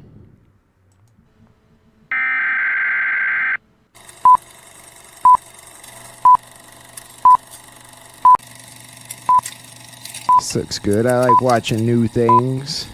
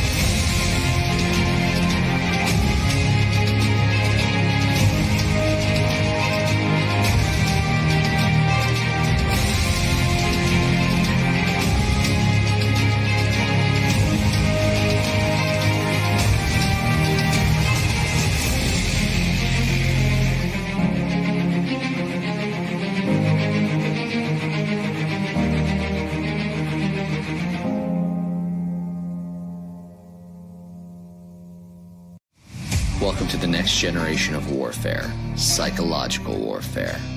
In modern conflict, the mind is a potent weapon. Discover General Michael T. Flynn's groundbreaking guide, The Citizen's Guide to Fifth Generation Warfare.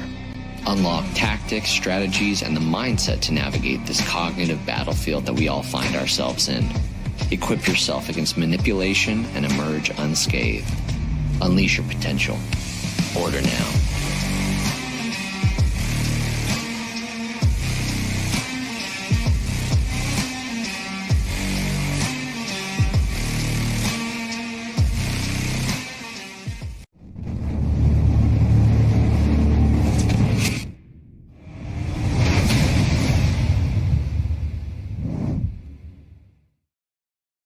How's it going, everybody? Welcome to the Alpha Warrior Show. I'm your host, Alpha. It is April the 22nd, 2025. We are live for those that are wondering and in the chat. So yes, through tonight's show, you'll be able to communicate with me and Josh. Obviously, Rumble Rants get our attention first. You guys, tonight's show is going to be fire. Let me tell you, I was backstage with Josh right now. I was like, hold it, bro. You got to save that for the camera, because you're already making me want to ask a bunch of questions. You guys know how brilliant this man is. Josh Reed, redpills.tv. Make sure you guys are following him. Make sure you guys have subscribed to him. Listen, I call this man the human encyclopedia. And if tonight's the first night you get to hear him, by the end of the show, you're going to understand why. But first, I got to pay some bills on my end of things over here. So alphalikesgold.com. That's alphalikesgold.com. Partners over there at Goldco. Whole lot going on. We're probably going to talk about gold tonight. Hint, hint. We'll see. Listen, they make it marine proof. First name, last name, phone number, and email, and see what kind of surprise they have for you when you get to them before they get to you. Once again, alphalikesgold.com. And then our last two commercials, you know my favorite people. They are making Alpha healthy and making me feel great again. And we'll be back in just a moment. Science proves that a healthy immune system is the body's first defense against the smallest of ailments to the most catastrophic. Coriolus versicolor is the most sought-after, all-natural supplement for both humans and pets to help boost the immune system. There are over 400 studies worldwide on its effectiveness in humans, including Sloan Kettering Cancer Center, MD Anderson Cancer Center, and now from the University of Pennsylvania School of Veterinary Medicine. Together, we can help reverse this terrible tide now plaguing your loved ones and give them the immune-boosting supplements that they need. You're still looking good. I'm still feeling good. You know, I've got all your MyPillow products. Mattress topper, bed sheets, MyPillows, towels, slippers, blankets. I'm interrupting this commercial to do something I've never done before. Get 2 MyPillows absolutely free on orders of $100 or more. I can't do this forever, so get on board with this great sale today. Our best-selling 6-piece bath towel sets or kitchen towel sets, just $29.98. Our famous standard MyPillows only $14.98. Queens $18.98. King size only $1 more. Body pillows $29.98. Multi-use MyPillow 2.0s with pillowcase $9.98. Save $40 on our spring percale Giza Dream bed sheet sets. Any size, any color. So go to MyPillow.com or call that number on your screen. Use your promo code to save up to 80% on all MyPillow products. And when you spend $100 or more, get 2 standard MyPillows absolutely free. Absolutely free. I love seeing you guys still supporting Mike, and of course you support me when you do support him. You guys, gonna get this show started. I'm gonna slow things down for just a second. Redpills.tv. Josh Reed. Take a moment. Go hit subscribe. Go hit follow. It is not right for this man to come over here and shed us all this knowledge, and then some of you are just like, well, I'll follow him next time, and then you're lazy or you forget. So while we're doing the show, head on over there. I'm bringing the man up right now. Josh, there was a comment, and I put a star on it because I wanted to make sure that I got to it. Dude, you need to make a shirt that says this right here. Josh Opedia. I actually have the designs. Dude, that is so legit. Fork you, Eddie. Great concept. Looks like Josh is ready. Man, listen, where do we even start, bro? Where do we? You have me all pumped up on all these different things. Let's lay the groundwork, Alpha. That's all about laying the foundation. Do you remember in the old conspiracy theory books you used to read about the three-pointed triangle of the Illuminati, the three different heads of the snake? You had the financial, which was the banking center in London. You had the religious, which was the Vatican, and then you had the governmental head part, which was the other obelisk, right? Each one of them obelisk in their center, which was Washington, D.C. What are the three components that Trump is completely dismantling right now? The Vatican, Pope just died. I just did a whole expose on Malachi's prophecy of the dead Pope, of what's going to happen next with the Vatican. I look at this as a very, very good thing because the Jesuits were in control and now they're probably going to lose massive control. The deep church is being eradicated. Okay, so we have the Bank of London, the central bank heads, right? The old robber barons, the same thing that structured the Federal Reserve. This is being decimated. We're going to talk a lot about that tonight. That's what the show's about, the gold aspect and how gold destroys the Fed and how gold destroys central banks. But then DC. Well, what's Donald Trump doing in DC? Now, I'm getting impatient just like everybody else. Where the fuck are the arrests? I want to see heads roll. I want to see investigations. Pam Bondi pissed me off a little bit today. She comes out and we're creating an anti-Christian task force to go out there and we're going to stop all the mean words you're saying about Christians. Like, bitch, come on, man. Like, how about this? We're opening an investigation into Hillary Clinton, Barack Obama, John Brennan, James Comey, and all of the other deep state actors that tried to commit treason, overthrow a duly elected president. Like, that's the shit that we want to hear. We don't want to hear this fucking lily-gagging bullshit, right? Okay, so we have to understand that optics are important. They have to manage this outflow of chaos. Because if the chaos picks up too fast, well, then it becomes overbearing. And that's when the deep state starts to kick back. And this is when we start seeing riots in the street. We know the Summer of Love's coming and all the activations of various different actors. So let's first start with the Vatican. Okay, Vatican, Pope just died. Now, do you think it's a coincidence that the picture came out today with the Pope with a big old purple face on the right side of his head, like someone just whacked him 4 hours after JD Vance leaves? I'm sorry, but something's up with that. Okay? Dude, he went bag of oranges on him, bro. Yeah. Someone's just like, dude, you're done. And if you guys don't get bag of oranges, go watch the Godfather movies again. You miss symbolism. So, okay, so we have the Pope dead. Did the Pope die of natural causes? I highly doubt it.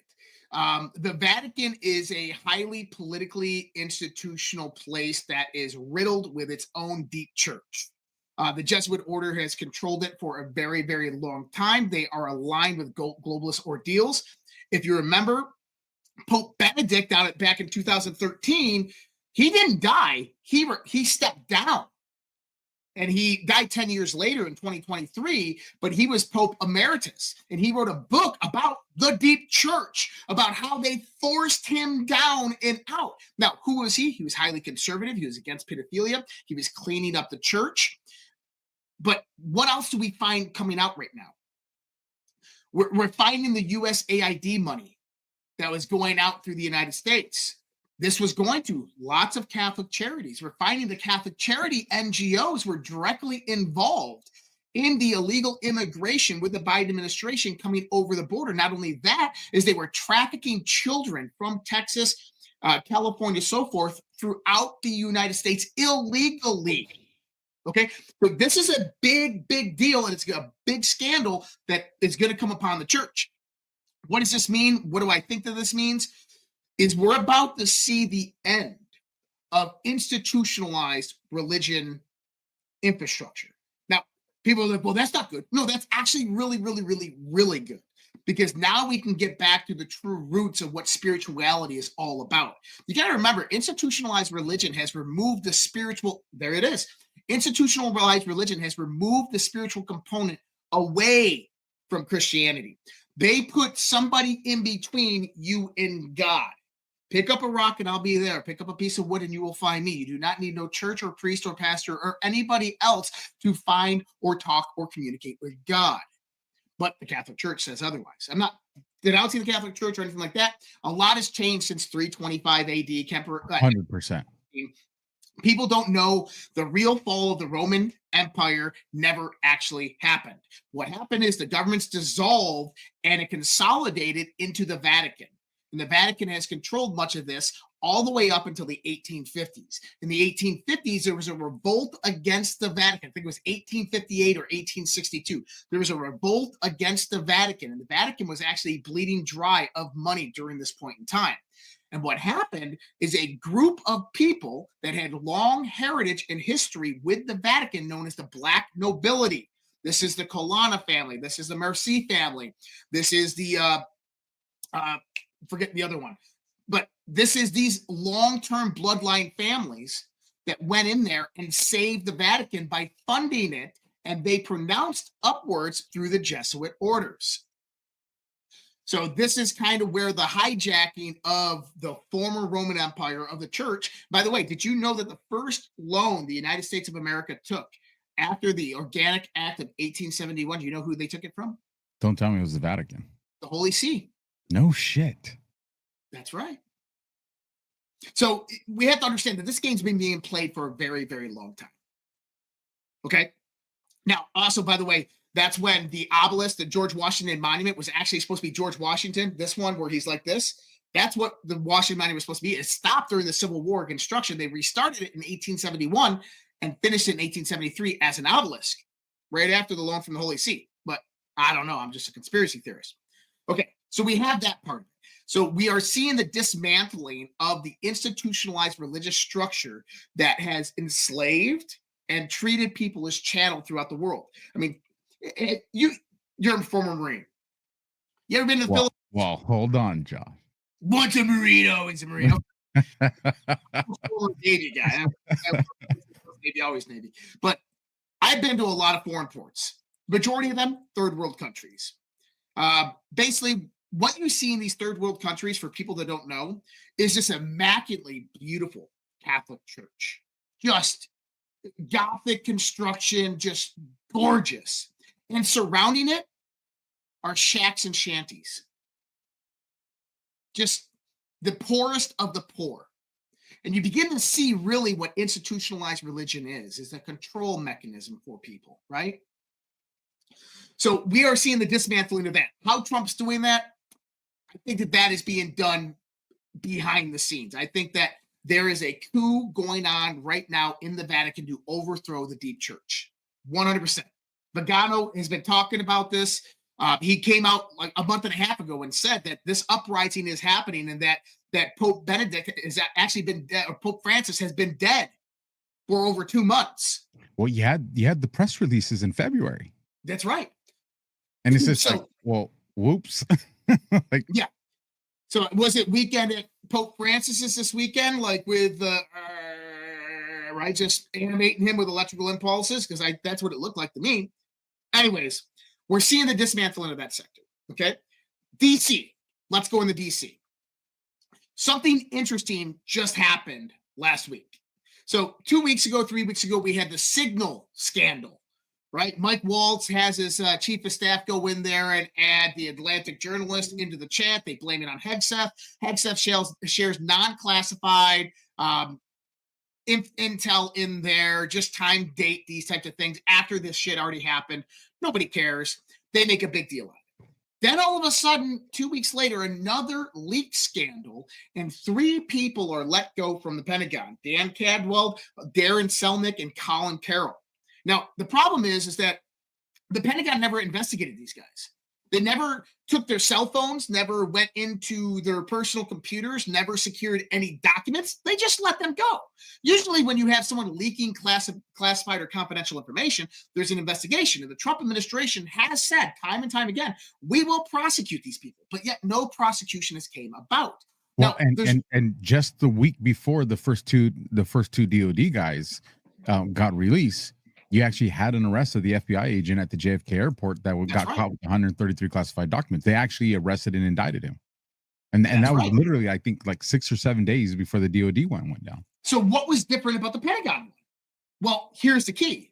Those 3 people have one thing in common. They're all top senior aides to Hegseth, and they're all against utilizing the military option against Iran. Wow. Go figure. So Dan Caldwell, by the way, is on the National Security Council. Was.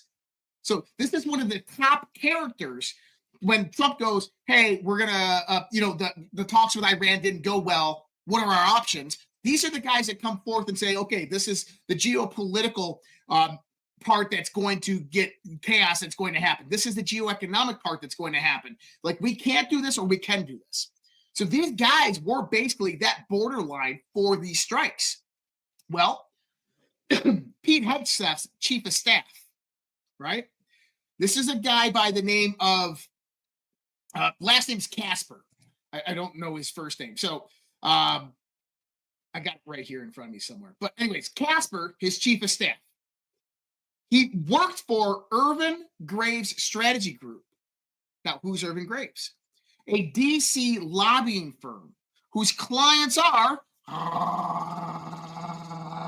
General Dynamics, Lockheed Martin, Raytheon. Oh my God, the military-industrial complex. So Hegseth's chief of staff is the guy who actually fired this. Hegseth didn't fire him. His chief of staff did. He used to work for the lobbying firm who represents the military-industrial complex, which is Israel-based. Won't go there. But now these guys are fighting back. The one guy was just on with Tucker today, Dan Caldwell, who confirmed everything I was already talking about with Iran, that this is not about Iran's nuclear sites. This is a regime change. They want Khamenei out of the way. They want to install the former son of the Shah back in. Caldwell came out and said exactly this, and I've been saying it for 9 fucking months, right? So my intel's good. But I want people to understand is that the strikes on Iran are almost imminent at this point. But Casper, the chief of staff, was abruptly transferred off of Hegseth's chief of staff this week. So after all this came about, Casper is now on special projects at the Pentagon, which means that your ass is in trouble and you're being investigated. And apparently the DOD IG is investigating the firing of these 3 men. Most likely they're probably going to get hired back. But what I want people to see is that that was the chief of staff to the Secretary of Defense who made that move against the Trump administration, against Hegseth. Then we find out today, I got the viral post going out right now, Susan Rice is on the Defense Policy Board. How does that happen? You know how that happens, Alpha? Hey, sir, I got something for you to sign. This is for all the members of the Defense Policy Board. Please put your signature on this. Thank you, sir. I'll take care of that. That's how that happens. I looked it over, sir. It's solid. I looked it over, sir. It's solid. Exactly how that happens, which means that we have deep state infiltration still within the Pentagon system. And I kind of think that Donald Trump's move with Hegseth at the Pentagon was actually a good move. And the reason why is because Hegseth, no offense to Hegseth, is inexperienced. He doesn't know. He doesn't know the difference, which means that it's going to be really, really easy to come and find out who's calling the shots, who's doing what, as well as Hegseth. I don't want to say his arrogance or his incompetence or his ignorance, but his nescience to the system. Here, I'll help you out with it. It's what we say with the gangs in the prison. He hasn't been institutionalized yet at that level, right? And because he hasn't, you're right. It's most people would see that as a deficiency, but when you're looking at this kind of deep state, it's actually a benefit. That's right. Now, the Pentagon, I think that Trump is waiting. I think that Trump is not really cleaning house at the Pentagon just yet. Okay? The first nail in the coffin for the deep state or for this deep state apparatus, okay? You got to remember, it's financial, it's religious, it's governmental. So we have London, the central banking cartels. We have the Vatican, which is the religious component. We have DC, which is the political component. This is the parts of the global government that were being organized. Okay. Trump, he's not too focused on the Pentagon right now. As long as you have a strong military that can defend us or whoop some ass, we're good to go. We'll figure out all of that infiltration later on. what he's doing is he is dismantling the deep state infrastructure. And we saw this first in primary with Doge. Now, I've said this before on your show. I'm going to say it again because I know there's some new listeners out there. From 2015 to January 19th, 2025, how many times have you ever heard Donald Trump mention USAID as being corrupt? And how long have we all known that it was nothing more than a money laundering front for the CIA? The whole time. But yet he played that card so well. He never exposed it. He was waiting for that one moment. And then on January 20th, boom, seizes all funding. And the Democrats are like, oh my God, what is going on? You can't do that. Because they never thought that he would go for that. But he did. And what happened? So we all want Trump to dismantle the deep intelligence apparatus. So we think CIA, right? Like, he's got to dismantle the CIA. CIA needs to be fractured into 1,000 pieces. Look, CIA is no longer what Kennedy was fighting against. Today, we call it the deep intelligence apparatus, okay? It's components within the government that are longtime bureaucrats. They are spread throughout defense. They are spread throughout the State Department, through various different intelligence apparatuses within the 17 intelligence agencies. They are existent within foreign governments, within Five Eyes. They are within consulates all across the country. They are everywhere. They are NGOs. They are businesses and corporations. So how do you cut off everything all at once? You stop the funding. You immediately cut off the funding, which was USAID, the Department of Education, and other points of funding that we had going out of taxpayer dollars to these organizations. Immediately, you start seeing people start to squirm. Well, what did Donald Trump just announce today? The closing of 132 offices globally. Undersecretaries are reducing personnel support by 15% and moving 137 offices overseas, consulates and embassies, closing them or moving them back to the United States of America. Okay, almost a 50% reduction in overall manpower at the State Department and budget. 50% budget reduction. What does that mean? I would say it's definitely 50% budget, and we'll probably see, was it really manned? The budget we know is part of the money laundering, but how much of it was manned? So that's the key, is that a lot of these deep state actors or deep intelligence apparatus actors are within the consulates, the embassies, right? They are in the ambassador's staff. Those are being shut down globally.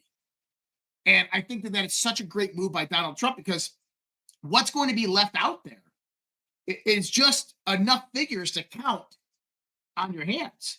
Not literally, but understandably, that we will now be able to see the actions of the people who have influence in these places, because it's no longer crowded.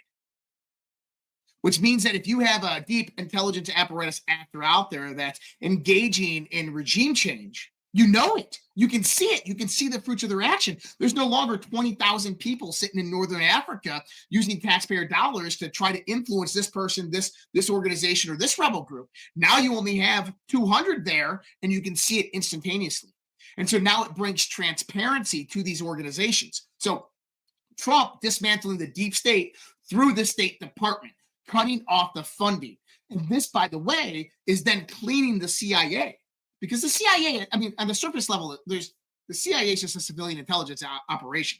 Yeah, it has deep state actors, but primarily they are spread throughout other agencies. Like, for instance, during 2016, the same guy that investigated the Hillary Clinton email scandal starting in May of 2016 was a FBI agent of counterintelligence by the name of Peter Strzok, right? Okay. He ended that investigation on July 3rd, and then on July 15th started the investigation on Donald Trump's Russian collusion. Okay? Now, I want people to understand that. He was investigating Hillary Clinton's email scandal, stopped that because Attorney General Lynch told him to stop it. They closed it out, and he immediately started investigating Russiagate. Well, guess what? He wasn't actually an FBI agent at that time. He was a John Brennan CIA-led counterpart for counterintelligence to the FBI. So do people understand that? Okay, Peter Strzok wasn't an FBI agent. He was labeled and listed an FBI agent, but came directly from the CIA. He was a counterintelligence agent directly from the Central Intelligence Agency. That's where he started his career, and that's where he went. That's how they operate. Let me jump in here for a second. Yeah. Grab 2 Rumble Rents. First one, LV Simmons, $5 Rumble Run. Alpha, you do the best shows with the best guests. Love y'all. And definitely they're talking about you on that one, Josh. $50 Rumble Rent from Breadmaker62. Thank you both for your service and for all you continue to do. Semper Fortis. All right. Okay, so Trump is dismantling the whole deep state infrastructure. So now what do we see? Andrew Cuomo being set up for prosecution. We see COVID.gov now being revamped to the COVID lab leak. Now the truth is actually coming out. What do? They put the timeline up there. EcoHealth 2014, Barack Obama discontinues gain of function research. EcoHealth Alliance gets a $2 million grant through the National Institutes of Health, working through the Wuhan Institute of Virology in China, which was illegally acquired and funded through Dr. Anthony Fauci. That goes over there, creates the COVID virus, which then goes and gets mysteriously leaked in and around the time of the election. And Anthony Fauci makes what? About $14 million off of the vaccine production, which the spike protein was patented back in 2014. This truth is coming out. Fauci's going to get prosecuted at one point or another. Okay, so we have that part. It's all crumbling down for the Democrats. Act Blue has just been referred by the to the DOJ for criminal prosecution by James Comer. Okay, Act Blue. I want people to see this part. Okay. We have the midterms coming up in 2026. Okay. What is the Democrats' primary pact for fundraising? Act Blue. And we have Act Blue actively money laundering taxpayer dollars through proxy NGOs and private organizations that are now being referred for criminal referrals to the DOJ. Does everybody understand now why the Democrats are panicking so much? Why they never wanted Elon Musk to get into the Treasury system and see where those payments were actually landing? Because if he can see where they're landing, now the DOJ can get subpoenas on those private organizations and find out that that money was distributed to other shell organizations, loaded onto spoofed actual donor cards, and then redonated in Act Blue, not using the security code on the back, which is a violation of federal law. And Act Blue accepted the money, as well as foreign influence money directly from China into Democrat campaigns. This is horrible for the Democrats. Like, let me ask you done. So this is, and you guys all remember Sean Taylor. He's the one that turned me on to Act Blue a few years ago. So some of the information I'm hearing is some of the reasons the rhinos aren't pushing so hard on this Act Blue is because they're saying that Act Blue is going to lead to Win Red. So they're right. So, yes, what was happening is these same proxies that were being utilized to funnel money into Act Blue were also funneling money into Win Red. Directly into Republicans, primarily Republicans that always change course and go inside with Democrats. So the same thing with FTX. If you remember the whole FTX scandal, is that Mitch McConnell was taking money from FTX. Republicans were taking money from FTX. Why? Because it's all the same scheme. This is why the whole thing with Letitia James in New York City with her mortgage, the mortgage fraud. Do you know how many congressmen are going to get implicated on that? Look, all of them, Republicans and Democrats. This is like fucking the house of cards is about to fall. Maricopa County is going to resurface again with the cartel and the real estate and the deals and all that. That's all going to come back to the surface. That's right. And well, why did they have the real estate deals? Because real estate is one of the easiest ways to clean and launder money. So the next part is, what do we see the day after the Pope dies? Not even the day after, the day the Pope dies is announced. Klaus Schwab of the World Economic Forum steps down 2 years earlier than he called, right? Nobody knew why until today. So turns out that Klaus Schwab was misappropriating World Economic Forum funds. By the way, $40 million each year is being given by the U.S. aid to the World Economic Forum. But Klaus Schwab was using it for hotel room massages, ATM runs for junior staff, and holiday travel disguised as business. But not only that, his wife was apparently running out of their $50 million lakeside villa a private massage spa. Now, before anybody says, oh my God, you dirty man, Klaus, this is what you have to see. Klaus wasn't the ones getting massages, people. They weren't bringing in world leaders to their $50 million villa and giving them massages. This was Jeffrey Epstein 2.0. Video cameras were rolling the whole time when those massages and happy endings were going on with world leaders, big business philanthropists. And guess what? How does Klaus Schwab rise up out of nowhere in 1993 and skyrocket up? You just saw it. It's all about the lies, the corruption, the deceit. They were running a honeypotting operation. This is how they coerced, how they infiltrated the Canadian Parliament, how they infiltrated the European Union, how they took over, changed regulation and policy. The same tactics used by Epstein, the same tactics used by China. The World Economic Forum was doing itself. And Klaus exiting stage right. He will be probably held accountable for this. But the replacement guy, be careful what you wish for, man. Oh, that's all conspiracy theory. The red eye, Black Eye Club, red eye. Oh God. Peter Brabeck-Letmeth, the former CEO of Nestle. This is the guy who says that water is not a right. Water is not a right. He's the same guy that was filling up Nestle plastic water bottles and selling them for 98 cents a piece and doing it out of the public water supply, out of Pennsylvania's public water supply. Real winner, this guy. But no other news. Look, World Economic Forum announces major overhauls, layoffs amid U.S. funding cuts. They're going out of business, right? So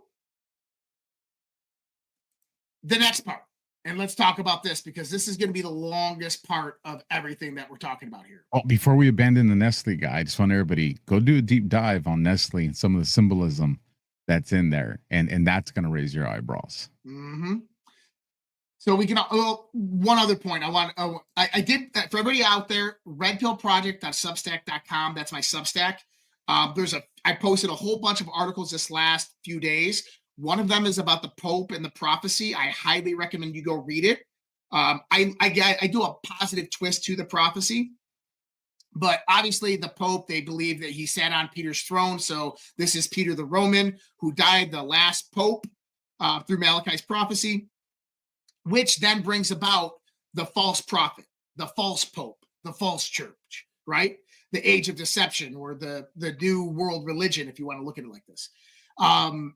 I found it interesting that Israel has launched a new lobbying organization called the VIPAC, the Vatican Israel Public Affairs Committee, in an effort to influence the papal conclave, picking the new Pope. So just take that in the context when you read that blog, if you do.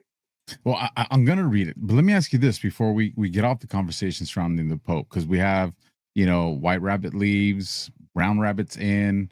One of the first things that my little brother, shout out to him, the conspiracy theorist, he was ahead of his big brother. All right, I got to admit it publicly, but he had told me way back when I did the Epstein pill. He goes, "Wait till you find out about the different color popes," and I was like, "What are you talking about?" And so that put me down a dive. So does this color synchronization or this color scheme with these rabbits have anything to do with the color popes, or is it? You mean Trump's rabbits? Yes, Trump rabbit, the white rabbit. I don't know. I haven't looked too much into that, but what you're referencing is white pope, gray pope, black pope, and Francis was a black pope, which would have been a Jesuit pope. So he's a deep church pope. And so what does that mean? Two of the guys coming up that are going to be potential for the conclave are really good guys that really could reestablish the foundation of the church. Well, isn't that black dude like a very, very conservative one? And I think the Ethiopian guy, the Ethiopian guy, highly conservative, against all of the stuff, wants to clean up the church. He's probably not going to get it. It's either going to be the Petra Banana, which is actually Peter the Roman, a Peter from Rome, or it's going to probably be the Filipino cardinal. Those are my two guesses, but if it's either one of them, then watch out, because that's the black pope all over again. So did you catch the information surrounding the names of the two dire wolves that were from that clone group? No, I didn't. Okay, so check this out. On the show that I did yesterday, April 21st, it goes back to an old legend that these two gods or demigods were fighting over it and who's going to get it. So people say the beginning of Rome or the fall of Rome, and it was like 421 BCE or something, like whatever it was. But the names of the two demigods was, Jesus, I'm going off memory here from yesterday. It was like Romelius and then I think Remus or something like that. Well, in the litter of those dire wolves that they just cloned, that litter had two males, and the two males were named those Romulus and Remus. Yep. Yeah, the two, and it was like those dire wolves were named, just 3 weeks ago before all this happened. Yeah, and then you have this happen. The Pope dies on 421, which has to do with the legend of these two demigods from Rome on 421. That I just saw, and I was just like, listen, man, coincidences? Come on. Well, there is no coincidences. And so let me kind of lay this out. Hugh said, you are witnessing the systematic destruction of the old guard. What's the old guard? The old guard is the Vatican, central banks, deep state. That's the old guard, okay? The old guard is this 1,000-year-old cult that has been trying to take over the world from the inside out and organize a one world government. This is the globalists, what we talk about, right? But one thing that we have to understand is that I call it the multi-headed hydra, right? And that over the years, many new heads have risen up, the technocrats and so forth. So Europe, the European Union, you remember back in the 90s when they tried to institute the North American Union, the African Union, the Asian Union, the European Union. The European Union is the only one that came about because everybody else globally rejected it. Well, the European Union was meant to be this model figurehead for globalism. Look, we just integrated all of these countries and look how well we're doing. Well, they're not actually doing well. The only way they're able to sustain themselves was because of a trade surplus against the United States of America that kept them afloat and all the U.S. aid that flowed in. It was the U.S. subsidizing the world for the longest time, subsidizing, in other words, globalism for the longest time. Now, the old guard is the old bloodlines, the monarchical bloodlines. It is the bankers. It is the satanic bloodlines. And guess where they're headquartered? Europe. They are the European Union. They are the European leaders. They are the European countries. Now, who's the dragon? The dragon is China, which was built up by the United States of American financiers as well as European financiers, these old banking cartels. Henry Kissinger was one of the foremost masters of bringing up China industrialism to who they are today. It was American financiers. Ford Motor Company was one of the first people to invest in China, in Mao Zedong's China, and fund his revolution. Like it was these globalist people that funded these two components. China was built up as this model country, and the European Union was an organization to show that it can be done, right? So who's China, or who is Europe's, I just gave it away, who is Europe's biggest economic supporter? China. China. Who controls the majority of the country's leadership in Europe? China. Okay? Now, just like they do in Canada, right? Just like they do in Canada. Now, let's think about this, Alpha. You have the Ukraine-Russia conflict. The United States, by proxy, because of NATO, has to go into this and get engaged in this. And that's why they wanted Biden there as well. Russia goes in. So now you have U.S. and Russia. Russia direct conflict, U.S. and proxy conflict. What's happening? Arms and munitions are being depleted. Military prowess and power is being depleted slowly over time. Billions, trillions of dollars are flowing in. People are dying. Firstly, it's weakening Russia militarily and economically. Secondly, it's weakening the United States of America militarily and economically. Who does that strengthen by proxy? China. Now go to the China 100-year policy of what they want to do. They want to be the hyperpower of the world. They don't want to be a superpower. They want everybody else below them. And that was their methodology to do that, to allow this conflict to come about, to utilize the US and Russia, to degrade them slowly over time, to put them into actual confrontation, to have a NATO-US war directly against Russia, to decimate both of those sides, rebuild Europe into the globalist stronghold, and the United States would perish from that point because China would rise up militarily after that conflict, and they would have conquered the United States of America. Well, obviously that didn't happen. It's as you were laying that out there, I saw where you're going with it, and I was just like, you know what? If I'm gonna fight the championship, boxing match, I want my opponent to fight 3 or 4 guys before it gets to me. Yep. And if I'm not sure which one of them I'm going to be fighting, then the 2 guys that are most likely going to be my opponents, I want them to be fighting all the hard fighters and maybe even fighting each other. So by the time they get to me, they're tired, they're worn, they're injured, their morale is hit. The supporters have already kind of walked away from them. It's 100%. It makes sense. Right. It's so I haven't said this publicly. I've said it to a few people in private. And I hate when the conversations always go, the Jews, right? But I always said, if we know their names, then we don't know who's running it. I've always said it too. If you can see them in the public figure, they're 100%. Not the top dog. And that's why I've always said, listen, talking about Mossad, talking about the Israeli government, maybe that gets us close, but it ain't there. Have you ever seen the movie Casino? I have. So you remember at the end, they're in Colorado in a residential neighborhood. They're in the dude's garage and they're counting the money. That's who ran Las Vegas. Dudes you'd never heard of who lived just a normal lifestyle. That is more truthful than anything you can ever imagine. It so is, man. And that's when, the pattern recognition, that's what I do. And so I started running these, I guess you can call them little mini operations to see how fast it would take CCP operatives to come to these spaces. And I started seeing them as fast as 7 minutes, bro, coming into these spaces. And, started to research the accounts with some other people and recognizing some similarities. And then I started to say, hey, these accounts, when you start confronting them, are very, very pro CCP, not China, like CCP. And they don't want you talking about them or anyone else. They want to keep and you're on a list, by the way, but the MCC has us on a list. We'll talk about that a little bit more because I was given a warning on places that I shouldn't travel.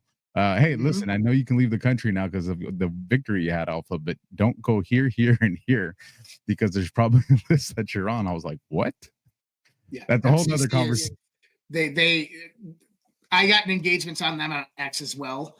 And I'm telling you, we're on lists in China.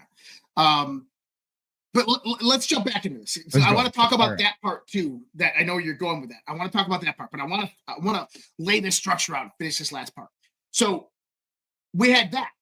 Now look what's happening economically.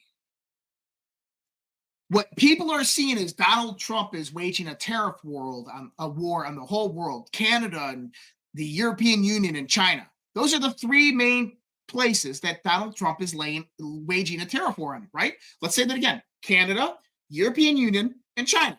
What do all 3 of those places have in common? China, but also globalist strongholds. So this is what people are not seeing. Number 1, I believe, and this is my own personal opinion, this comes about just through pattern recognition, understanding what's happening, that Donald Trump and Xi Jinping are not enemies in this.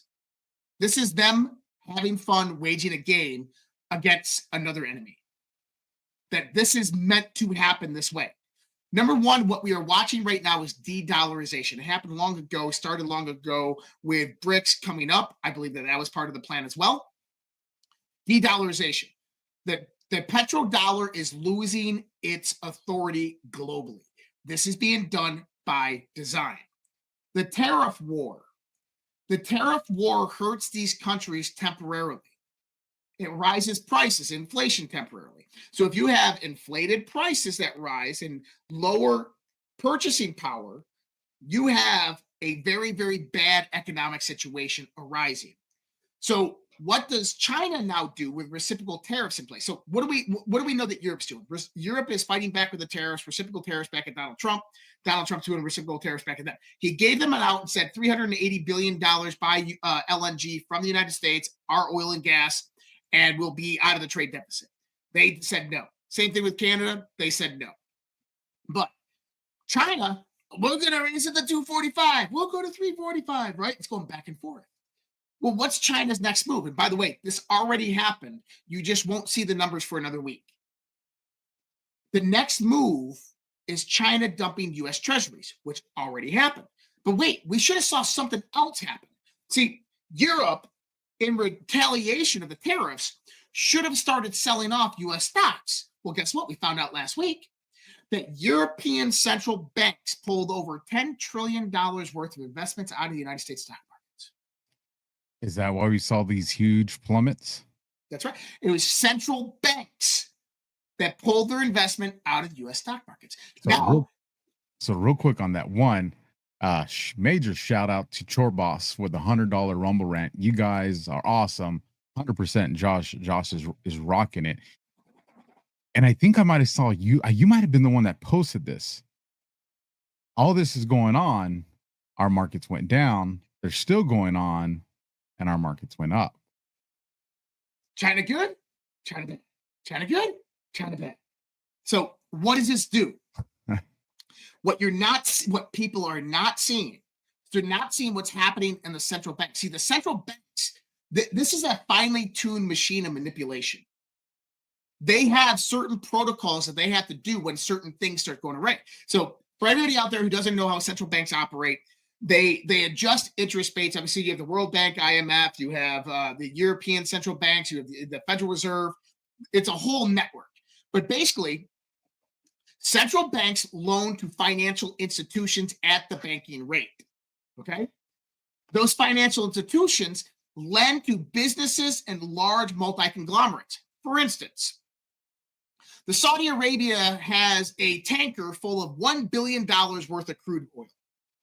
Okay, that tanker has to cross the oceans to its destination, offload that tanker into trains and tractor trailers, ship it across the United States to refineries, get refined into gasoline, get distributed into gas stations, pumped into the car before anybody gets paid. Do you think the Saudis are going to do that?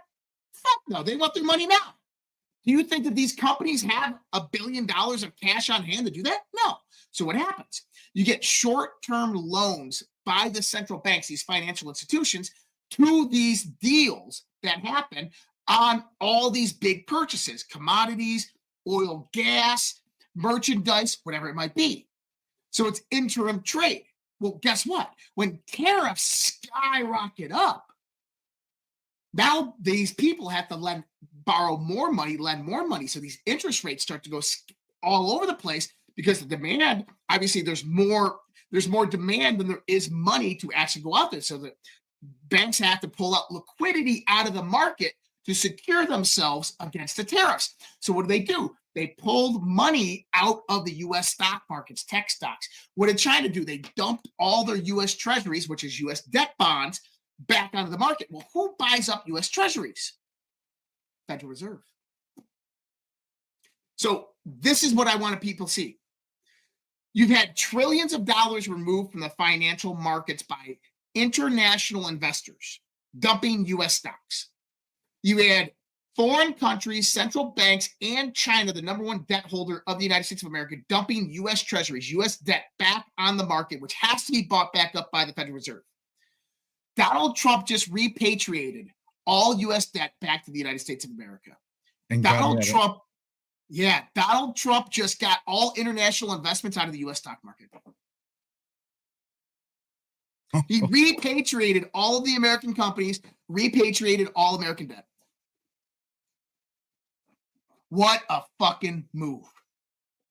So now no adversary has an upper hand on top of us over our debt. They can't leverage it against you no more because they dumped it.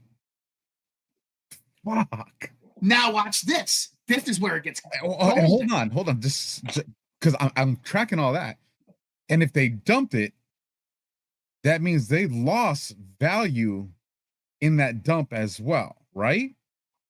Well, I mean, it's a bubble. So they're taking profits out. Right? The American citizen is actually the one who's getting the blunt of this because your 401ks are going down and everything like that. But don't worry about that right now. Trust me. You're going to like what I'm about to say. China is now reinvesting their money into Europe, right? The globalists are like, fuck America. We're just going to go do it in Europe, right? Let them. Well, what did we also notice is happening? Well, the devaluing of the dollar, right? The dollar is losing its global reserve holding. It's no longer the petrodollar, okay? Also, China just flooded the market full of U.S. treasuries. The Fed is printing massive amounts of money, which means that the supply of money is increasing, which means that the purchasing power is going down, okay? Which means inflation is going up. So the Fed now begins to take in all of this U.S. debt.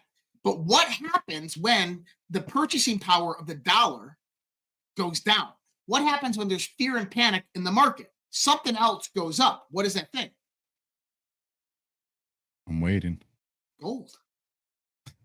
Gold just hit all-time highs of $3,500 an ounce. That was last night, wasn't it? Yeah. So what did Q say? Gold shall destroy the Fed. Do you remember a few weeks ago when I was on your show and I was talking about the strategic Bitcoin reserve bill that Congress was trying to legitimize in the House and pass through to get signed? Remember that last portion that I talked about? How there is one little provision in there stating that all Federal Reserve banks need to return all gold certificates issued in 1942 back to the U.S. Treasury for reissuance. The new gold certificates would come out repegging gold from $42 an ounce upon 1942 values, repegging it to current market value, reissued back to the 12 Federal Reserve banks, of which they would have to compensate the Treasury for the difference. So think about this. The Fed is buying up all these U.S. treasuries that are flooding the market. The Fed is going out there buying up, basically funding all these debt bonds for all these companies that need liquidity now because everybody's dumping it. The Fed is overreached. The Fed is bankrupt. So what happens? Now Trump goes in there and repegs gold to $3,500 an ounce. He could even say $5,000 an ounce. The Federal Reserve has to recompensate the U.S. with actual monetary certificates, gold T-bills, back to the Treasury. They can't. They don't have the collateralization, which means that the Fed can solve it overnight. That's it. It's over. It's done. So Donald Trump would be put in a scenario at that point. Hey, the Fed's got problems right now. They can't compensate them. We're trying to repatriate our gold and value. They can't do it. So what we're going to do is we're going to do an executive order going back on the gold standard. But it's not going to be the gold standard. It's going to be the U.S. asset standard. It's called an SDR. The IMF actually does this to regulate interest rates, and it's a bucket of assets. Now, do you think that Donald Trump created the sovereign wealth fund and the strategic Bitcoin reserve because he just wanted something cool to name? Do you think that Donald Trump's going after Greenland, which is rich in liquid natural gas, oil, rare earth minerals? Do you think that $124 trillion worth of rare earth minerals under our feet on federal land in the United States of America is not going to get tapped into? This is the sovereign wealth fund. So what happens is Donald Trump pushes the Federal Reserve to the side. We go back on the asset standard, basing our currency off of U.S. wealth. U.S. assets, U.S. land, U.S. real estate, rare earth minerals, liquid natural gas, oil, gold, Bitcoin. And what happens? That restabilizes the U.S. dollar. It becomes stronger against all other currencies around the world. And economically, we begin to triumph because now we are the number one exporter around the world with renegotiated tariffs and trade deals. We're no longer in deficits against any other country. We're making money hand over fist. The sovereign wealth fund, once the Federal Reserve, by the way, if the Federal Reserve repatriates all of our debt, who do we owe the national debt to? The Federal Reserve. So if all of our debt is now held by the Federal Reserve, and the Federal Reserve can no longer pay to compensate the United States of America for the gold certificates they hold, what does that do to our debt? Gone. Just like that. Just like that. It's fictitious. It's not real. No, It's I fake. agree with you. Yeah, it's fake. It's just you're so used to these guys always having a contingency. And I think it was John that put out an article, because I shared it. I might have even shared it yesterday or last week, about where there's an article. I know I have it bookmarked so I can find it, but he talks about, because Powell's not out yet and he's still got some time left, about creating a shadow chair.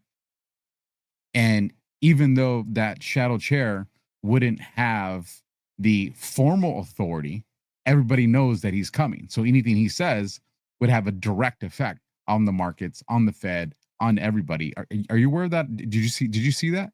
I did not see that, but there's actually something better that Trump can do, because he did it during COVID. The National Defense Authorization Act. Through the National Defense Authorization Act, Donald Trump becomes the Secretary of Treasury, and he also becomes the Fed chair and puts the Fed directly under the Secretary of Treasury. And that happens during times of natural emergency. In an economic turmoil, Black Swan event is absolutely one of those. He can dismantle. He can do anything he wants really directly during that point in time. So, and here's the thing: is Trump has been saying a lot of things about Fed chair, right? Powell saying, "Hey, you need to reduce interest rates. You need to reduce interest rates," and Powell didn't. So what happened the next week? He reciprocal tariffed China, and the markets crashed. Well, Powell actually should have came out there and lowered interest rates at that point in time, but he's playing. He understands what Trump's doing, so he's playing the straw man. So the next move, Donald Trump comes out today and says, "I have no intention of firing Jerome Powell." Well, he's not going to fire him. He's just going to dissolve the position, because if the Federal Reserve doesn't exist, there's no reason for Powell to have a position. And this is what everything is leading up to, if we watch it closely, is that the United States of America is heading back to the gold standard, but not just a gold standard, an asset-based standard, of which will be based upon the sovereign wealth fund, as well as the strategic Bitcoin reserve, the trillions of dollars of investments coming into the United States of America. So this is the other part that people need to see. Donald Trump has really smart people around him. Silicon Valley types, technocrats, but patriotic technocrats. Elon Musk, for example. 5 years ago, Elon Musk was proclaiming himself a socialist and talking about how we all needed universal basic income. Because when the AI revolution happens, then people are going to be out of a job. And so how are the governments going to pay for that? And that's a great question. How are the governments going to pay for that? How are they going to compensate their people? Well, their idea was a central bank digital currency. Well, Donald Trump, through executive order, has outlawed central bank digital currencies. It can't happen. So how are they planning to do this? They got smart. UAE, Qatar, Saudi Arabia, they have what's known as a sovereign wealth fund. The assets of their country are held within a sovereign wealth fund. When those assets are sold off, the people get dividends and distributions directly from that sovereign wealth fund. You ever been to UAE? You ever seen everybody driving around in Lambos? They're all millionaires. Why? Because of the sovereign wealth fund. He has UAE. Remember Qatar? Remember right after the assassination attempt, he met with the president of Qatar? Well, why? Because Qatar and UAE have been advising the Trump administration on the setting up of the sovereign wealth fund. Bro, I remember the culture shock of flying into Kuwait's airport and thinking, hey, hold on, man. I ain't seen people flying around on rugs and camels and shit. I'm like, there's more gold here than I've ever seen in my life. That's right. So Trump has been setting up the sovereign wealth fund. So I want people to understand what this is going to be. Like I said, $124 trillion worth of rare earth minerals and metals under your feet right now in the United States. And that's going to be mined. As that begins to come out, those profits go into the sovereign wealth fund. All the trillions of dollars investments that are going down to Abilene, Texas for AI quantum computing. Trump has nationalized percentages of those patents, which means when those businesses and corporations start making a profit, portions of those profits are going to be paid into the sovereign wealth fund, which is going to compensate for the jobs that are lost. That's right. So now what happens is you have let's say $100 trillion sovereign wealth fund with 380 million people in your population. Do the math. It's $1 million each. Now, when you retire, $2 million, right? When you retire at 63, there's your wealth. Or when the job gets to place, now what you have is interest-bearing millions of dollars that are gaining interest over time and increasing in value, paying out dividends every month.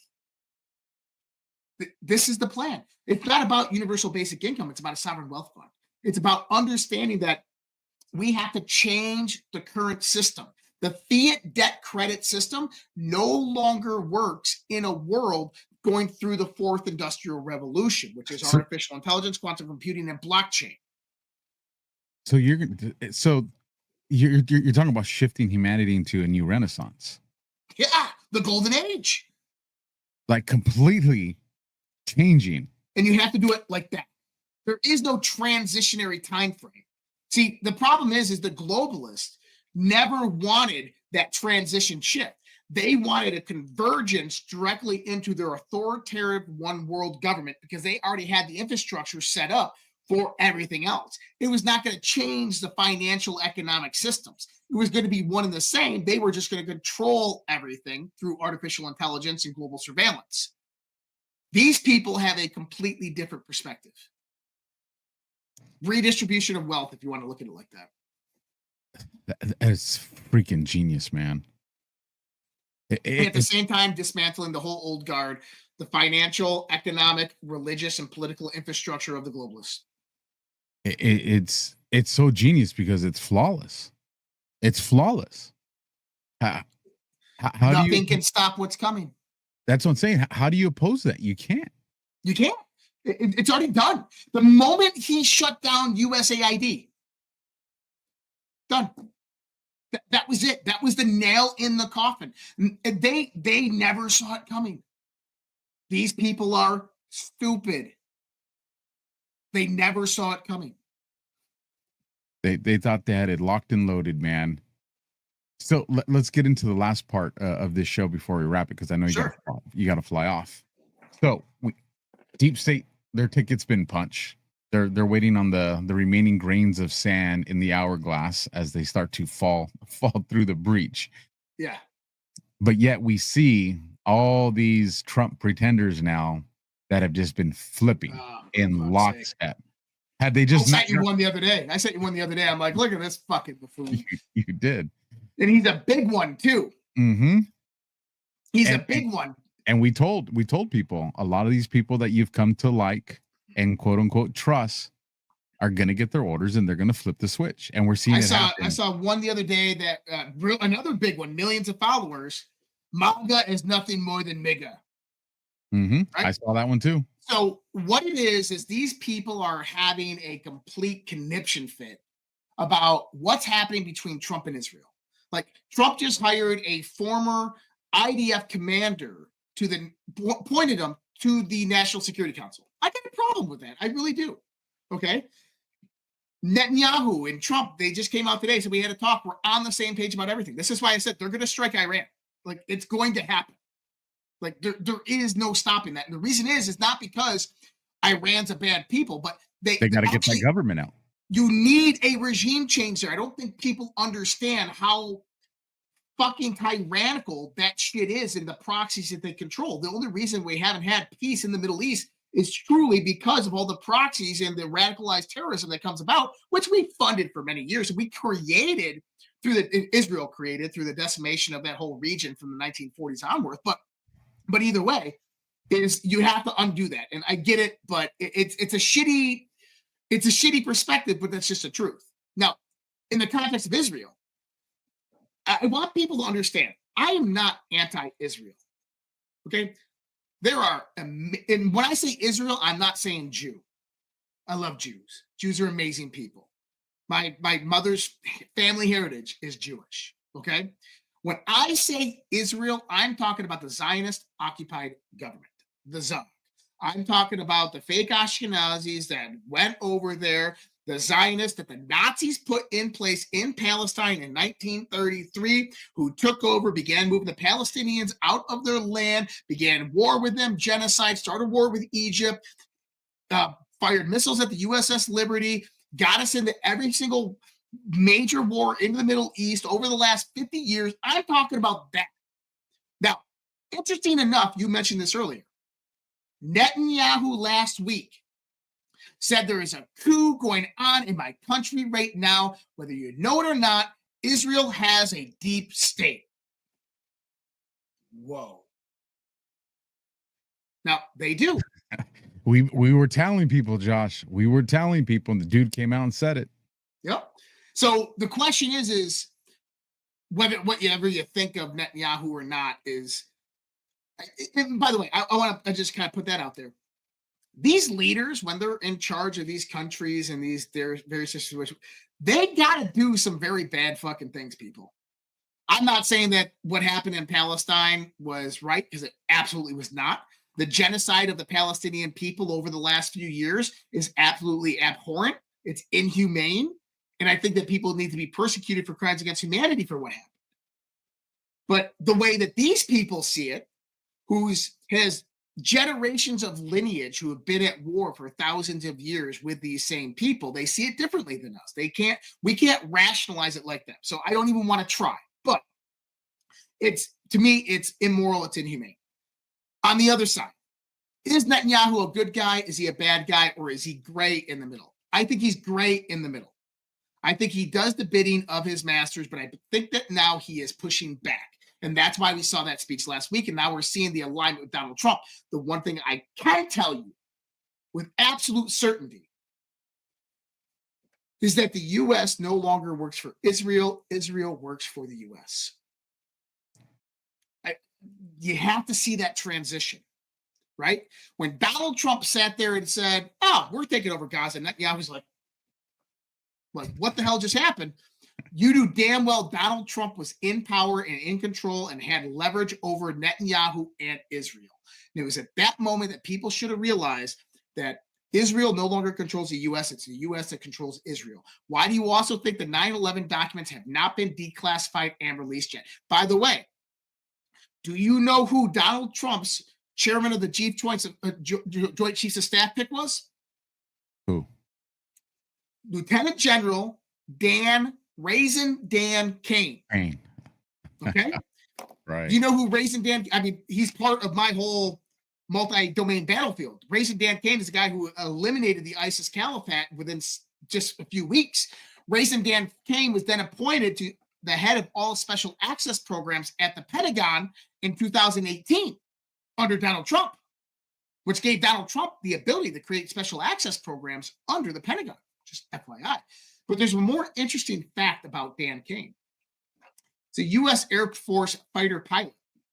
He was one of 2 fighter pilots who were active over the skies of Washington, D.C. on September 11th, 2001. He was the fighter pilot who was giving shot down orders of the aircraft in the sky that was running into the Pentagon.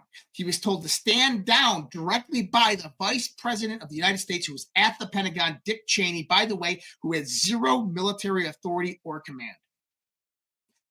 Lieutenant General Dan Kane testified in front of the 9/11 Commission, and that testimony is still classified to this day. In other words, Dan Kane knows what flew into the Pentagon on that day. And those documents still have not been released yet, but now he's the chairman of the Joint Chiefs of Staff.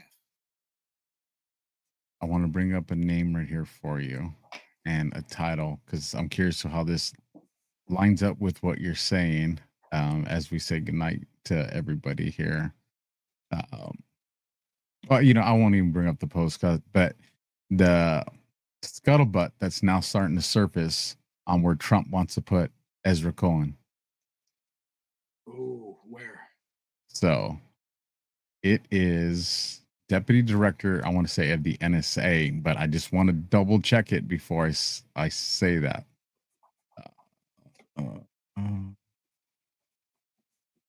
That'll make some Badlanders happy.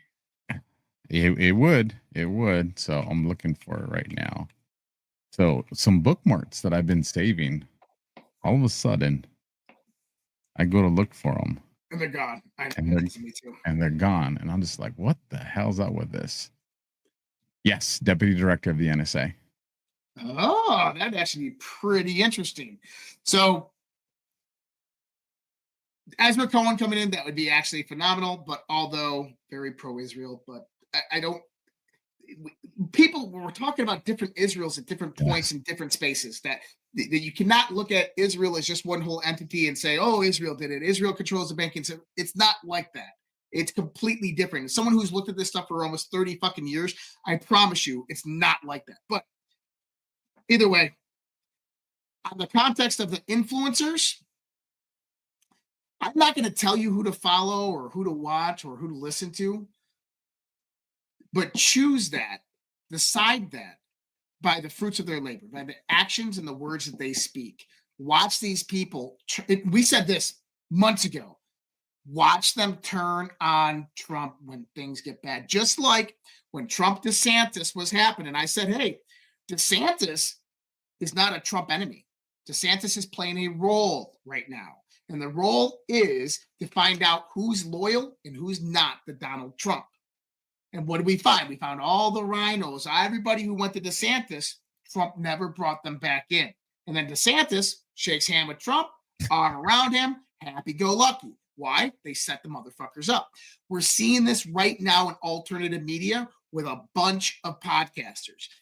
A lot of people are out there like, where the arrest, where the arrest, where the arrest. I get it, guys. We're impatient. But when they start saying that Donald Trump is compromised, that Donald Trump is nothing more than this, or they're going to turn on Donald Trump very, very, very hard.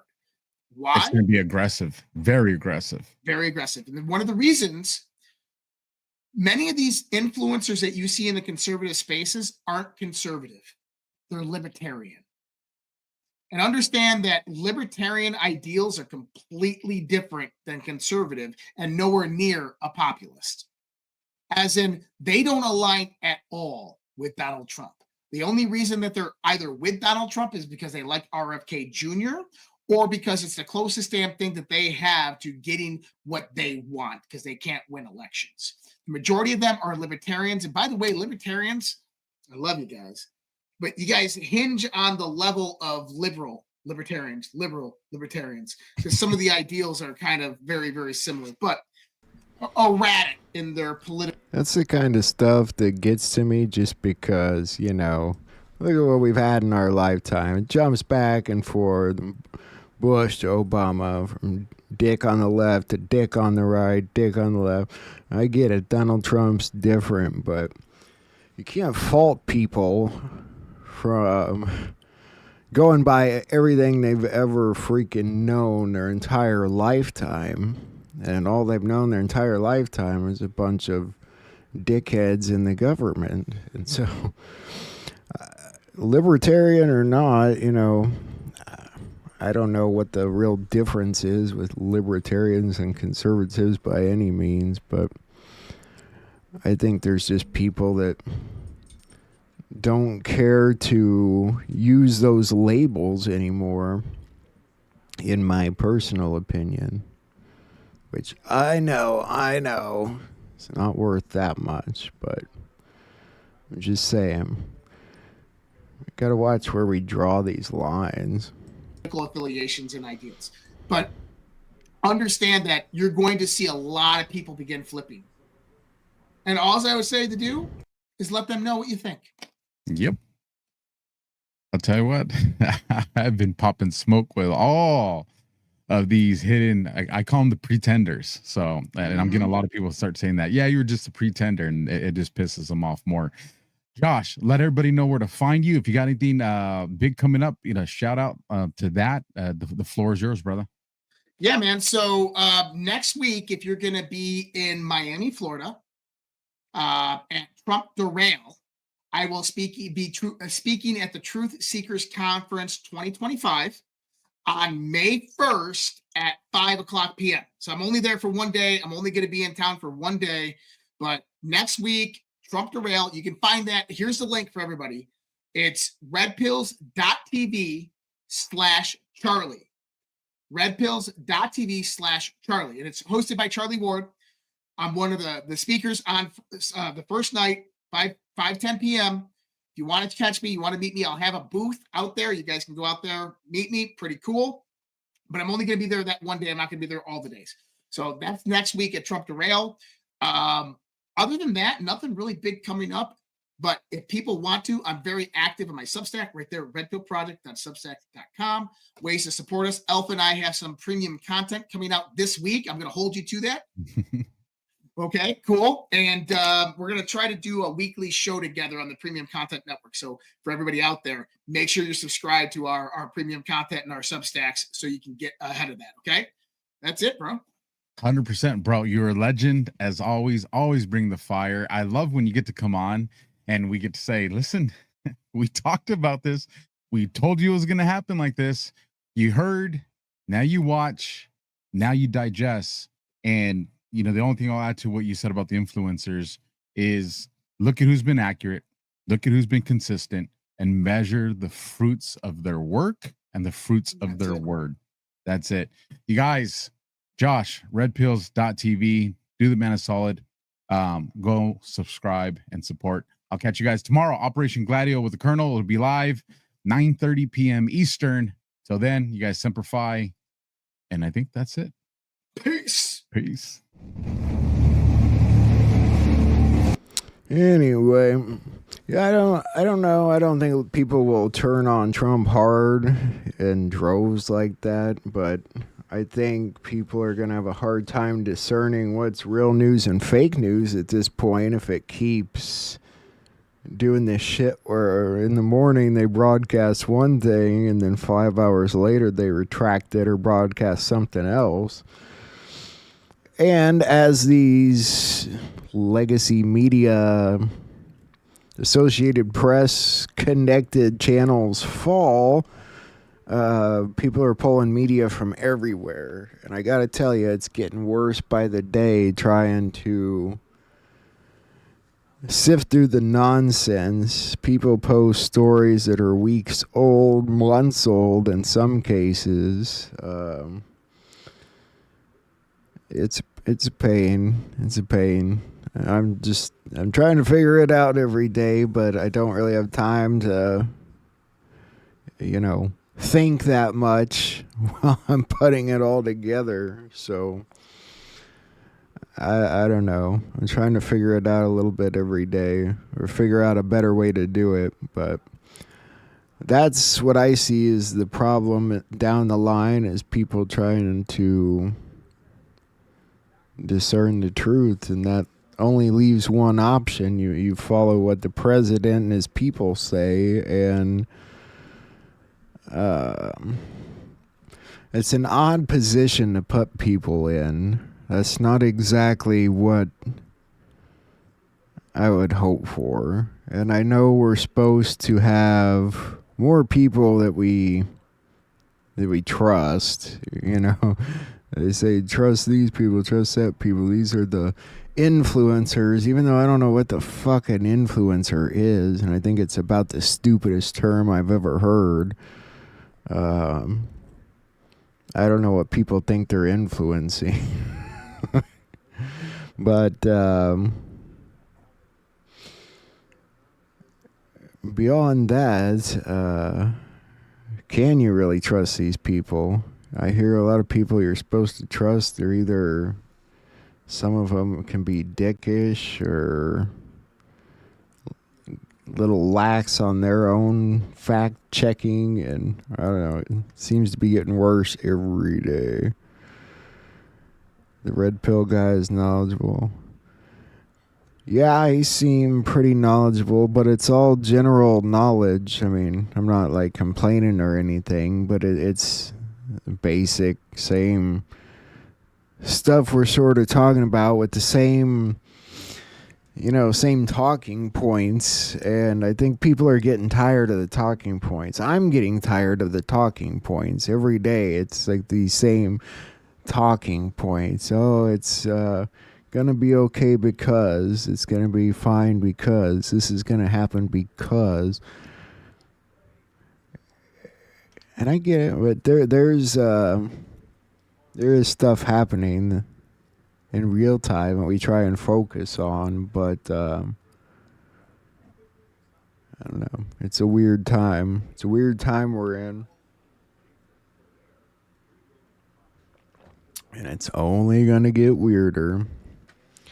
But we'll keep going. And James O'Keefe didn't put out much of a timeline on whatever super interesting thing he's talking about coming out, but we'll keep an eye out for that like always. I don't know, part of me's feeling like I should just do the news. But would you guys even watch if I just did the news? Not that I have a problem showing these guys, but I've been networking all these people for a year, you know, and you guys know about a lot of their channels. I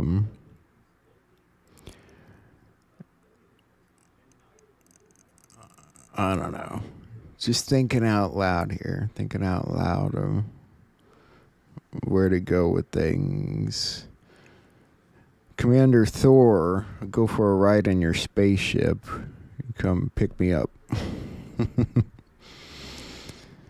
I don't know, guys, but you know, don't read too much into it.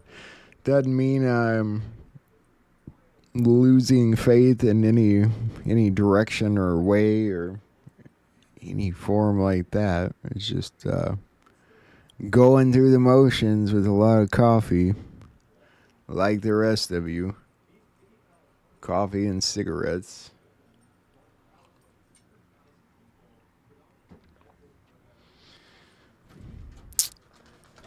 As for the rest, the news kind of handles itself.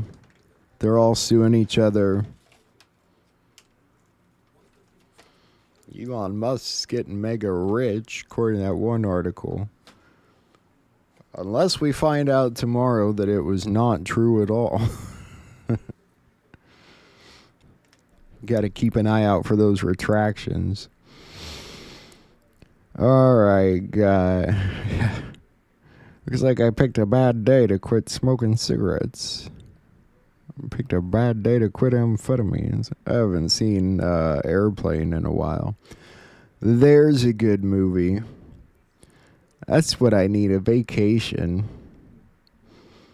I've done this every single day this year. Other peeps can pee in a McDonald's cup. What did I miss? The chat never gets boring. You guys, some days, most days, are more interesting than the news. Your lives are probably more interesting than the news. I just need to start one of those channels that focuses on true crime. You know? No. Watch a good comedy movie. We need that. I need a reliable lighter.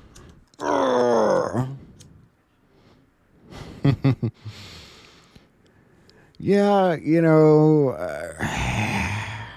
I don't.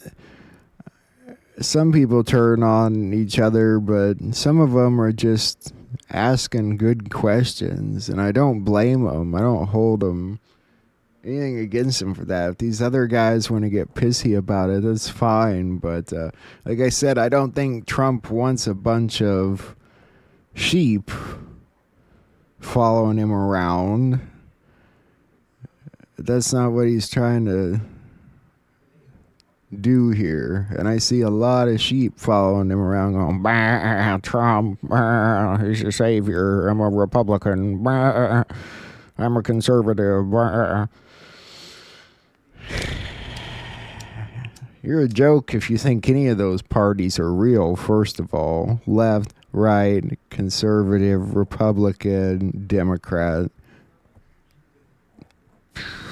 They don't exist anymore. Oh, for fuck's sake. Time for a new life.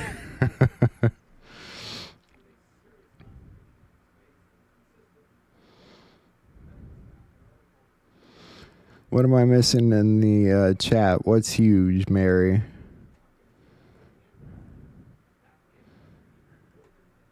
Who dissected the revelation of John? What am I missing here?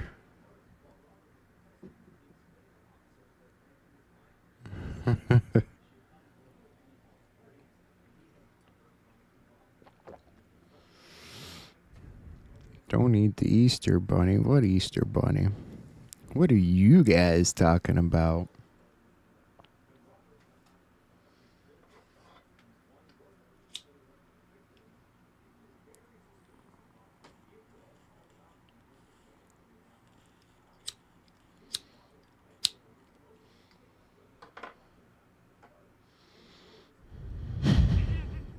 I have a lot of unreliable lighters.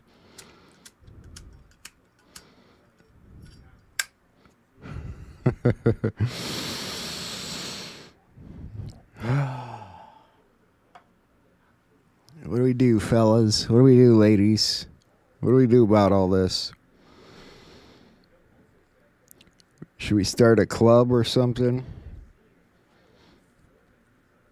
We get together at midnight and tell stories. You're always hungry. You're not an addict, are you?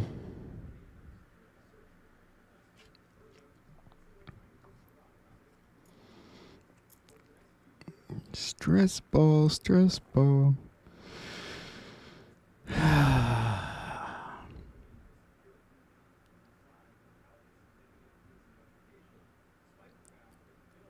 Well, I think I'll go home now. I'm having too much fun, not. Politics. Yeah.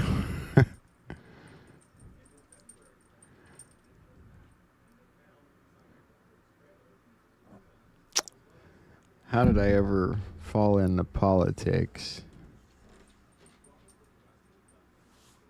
Is this your ball? Is this your ball? Did I steal your ball? Did I steal your ball? Is this your ball? Is this my ball? It's your ball. Do you want to take your ball? I have this ball too. Do you want it?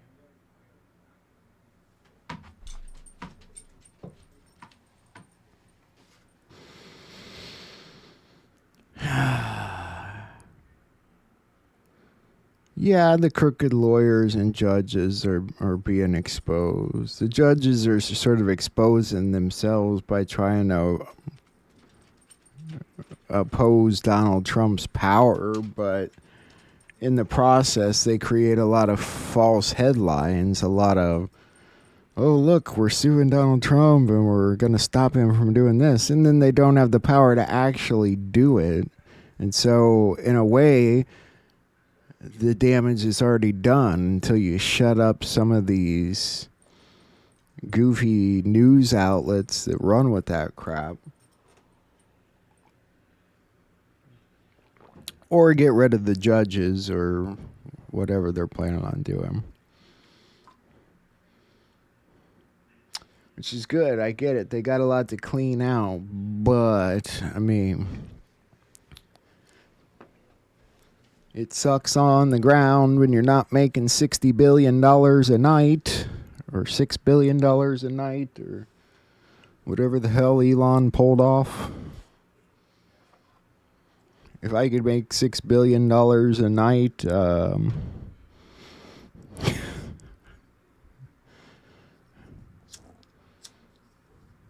wouldn't be a hunger problem in the world or a homeless problem.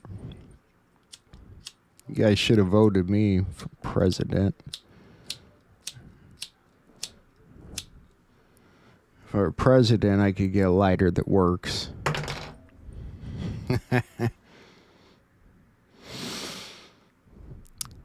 How Trump flip yeah. I don't see any flip flopping to it, you know, unless politics is your god. Politics is not everything. I think it takes over some people's lives. Like, it's just the news. It's just politics. And, yes, it has a big impact on our lives. No, the people having any power whatsoever is a big illusion still. Jack quit smoking cigarettes, and I mean, this stuff is like nothing compared to cigarettes. So I'm getting there. Mr. Kane. Been cutting back on the coffee too, but it's hard to do. It's hard to do when you sleep 2 hours a day. Money can't buy you love, that's all you want. What does Jack want? What do I want? I don't know. I don't think about these things much. I want the world to stop suffering. Tired of that. You buy cigarettes and save them in case of social breakdown so you can swap them for stuff. Oh, you're smarter than the average bear, aren't you, Mr. Kane?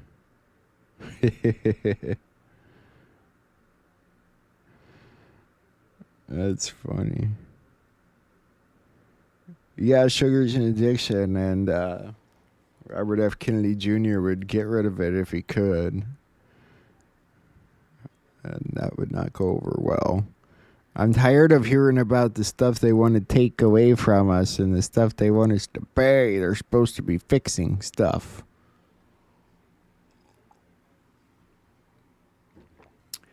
But, that's part of the leftist news joke crap, too. Like I said, half the crap's fake. You kind of got to wait 24 hours. You read something and wait 24 hours to react. That's the way to do it. I would say that's how to sleep at night, but that's not how to sleep at night either. So, I have a recipe for vodka and blackberries. You guys.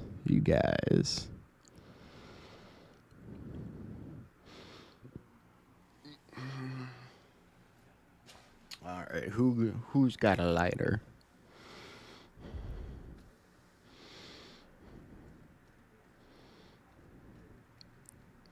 Do I want to get up to get a lighter to come back? Or do I just want to end the show and then go get a lighter?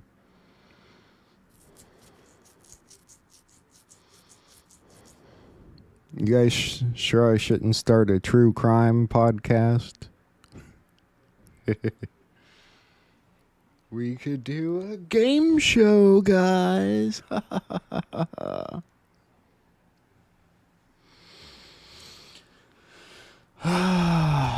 Okay, going to bed.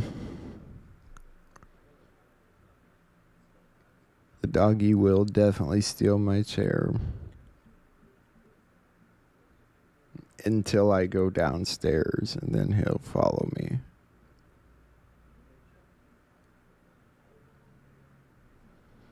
I have a candle holder with no candle. If I had a candle, you wouldn't need a match. Where's the candle holder? I do have candle holders, but I don't see one on screen. I have there's another one, the Scale of Justice, waiting for that. Mine's balanced. The rest of the world, not so much. You even have a lighter and you don't smoke. Well, Jesus. All right, guys. I suppose I should call it a stretch. There's nothing that exciting to watch tonight, to be honest with you.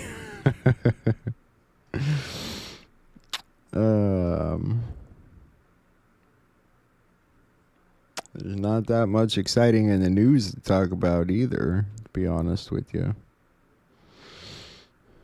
It can be two things. What do you mean? Like we can talk about true crime and politics? No. Thank you, Michelle. Thank you, guys. God bless ya.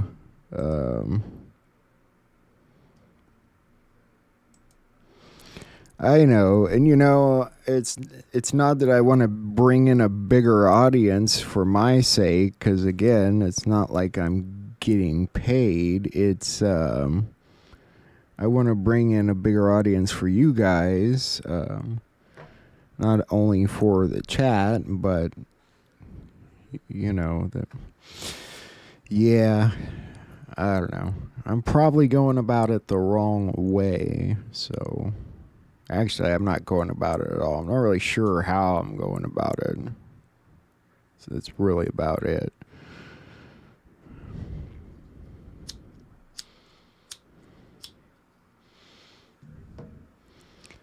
Altcoin season is soon as. Yeah, they do say good things are coming. And I do think good things are coming. I'm just, extremely tired.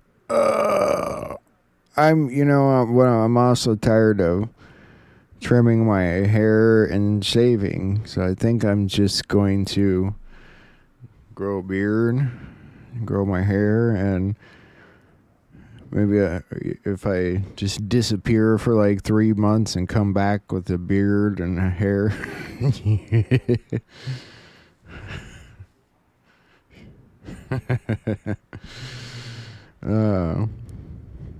I don't despise small beginnings though, and that's the thing. There's a lot of news shows on YouTube that have absolutely no views whatsoever.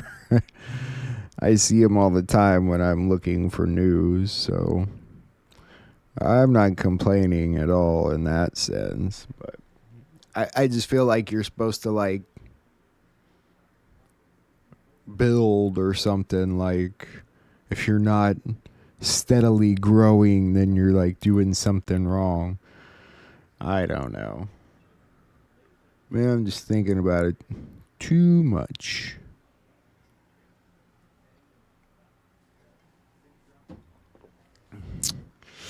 Beard and a ponytail. I used to have long hair, guys. I think I always promised I would show you a picture of me with long hair. Should I do it before I go? Should I do it? Oh, I don't know. There's so many. Here's one.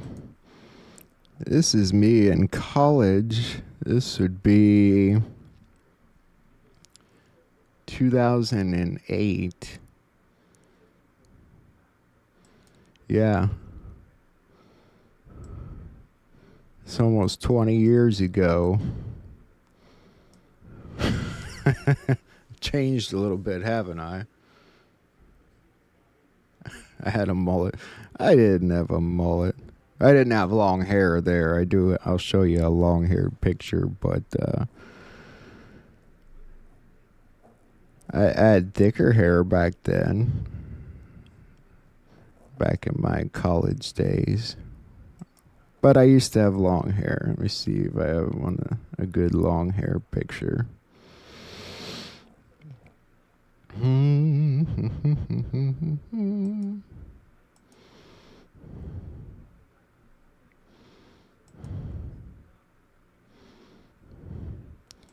There's me with an I voted sticker on my head. I don't remember what year that was.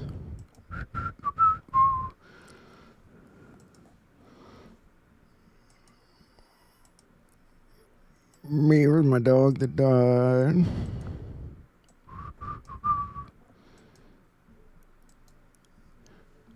That had to have been like 2010.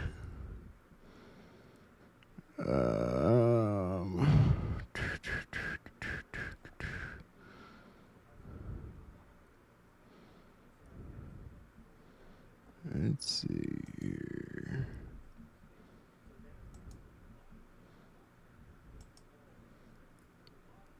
I miss my long hair. I miss long hair. Long hair is nice. See, I was deep in thought, and someone took a picture.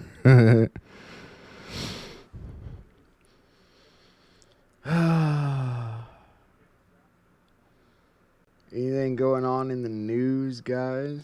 I forgot to check the news before we wrapped up here tonight. I suppose I should do that, huh? See if anything else is happening.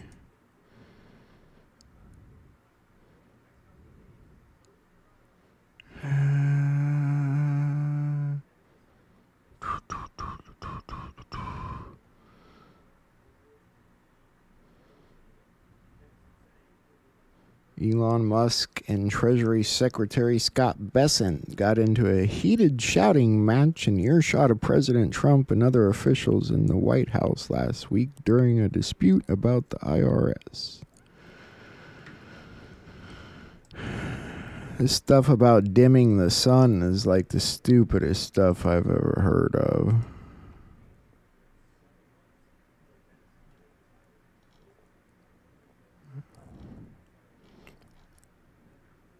Kanye West posted, "I'm white."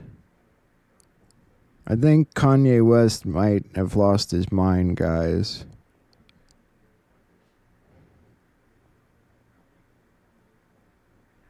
Ukraine reports a missile attack in Kiev.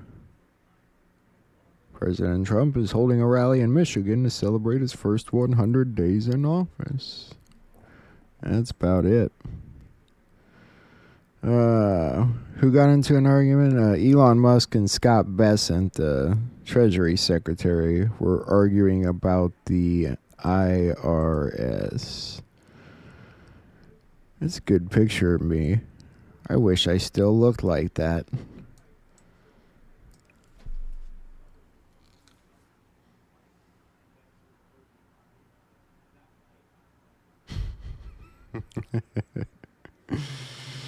Oh, guys. I need a beard. I've never allowed myself to grow a beard. When is the Pope's funeral? Saturday. It said 20,000 people have already gone to view his body.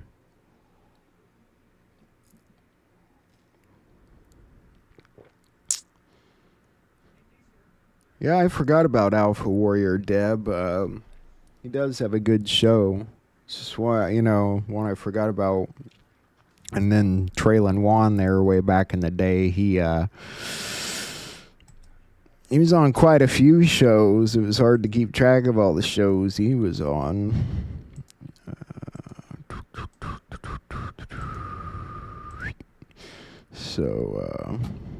You like the first pick the best. The one of me 20 years ago? Yeah, I like that one the best too. I thought I had another one in here.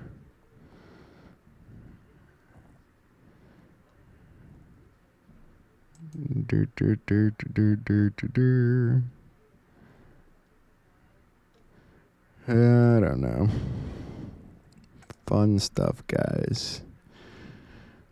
Thank you for playing along here.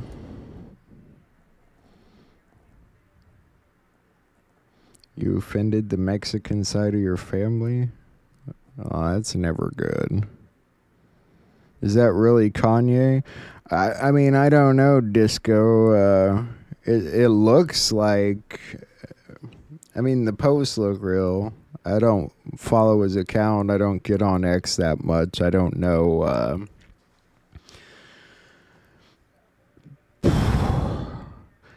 not a dude I really follow. He's kind of an odd dude as it is. And that post the other day was about his cousin was about as weird as it gets. So You thought he died years ago. No, he's still alive. I thought maybe when he started hanging around with Trump there for a brief period that he might have gotten brain transplant or something, you know. Yes. Whose body is it? Whose mind is it? The body, the mind, the soul, they all come from different places. Oh, I'm spilling stuff on myself. All right, my friends. I will be back tomorrow. You think they'll replace the Pope? What do you say, a Filipino Pope, an Ethiopian Pope, or that other dude? So, do you guys think there is any cleaning up of the Catholic Church? Or do you think it should be like freed? Should there even be a Vatican? Sort of like the whole London, Vatican, DC thing. If we're taking down the power strings of the other two. I mean, no, I know we're not gonna. I mean, we're not gonna like destroy London and DC. Although if they flooded DC, I would not have a problem with it. So, yeah, I don't know. There's been a lot of problems in the Catholic Church. I get the Catholic religion's not going anywhere, probably, I assume, so.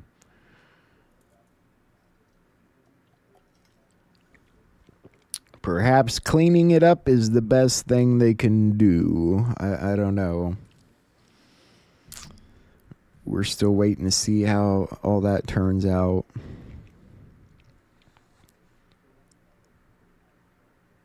Trump sure got a lot to do. Sometimes it makes you wonder if he can get it all done.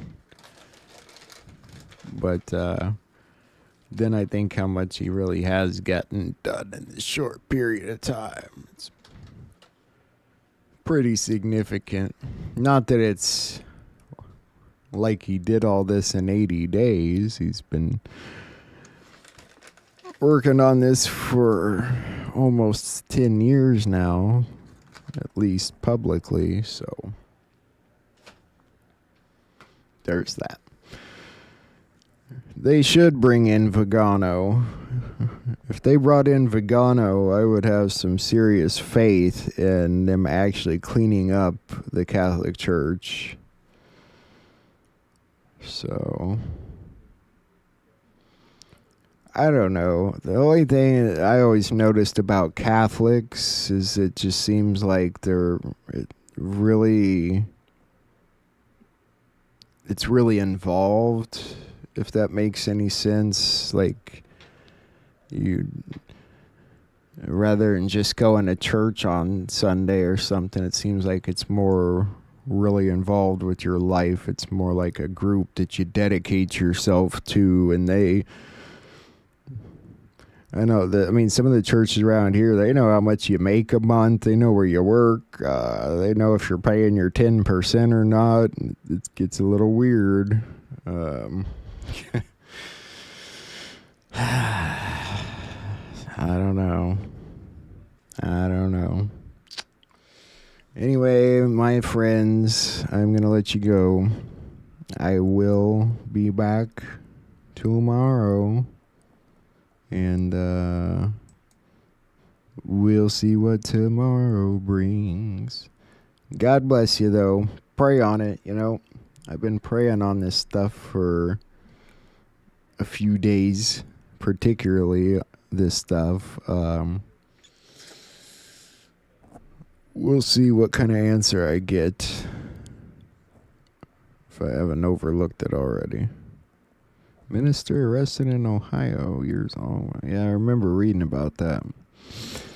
All right, ladies and gentlemen, I love you guys. I will see you all tomorrow. Have a good night.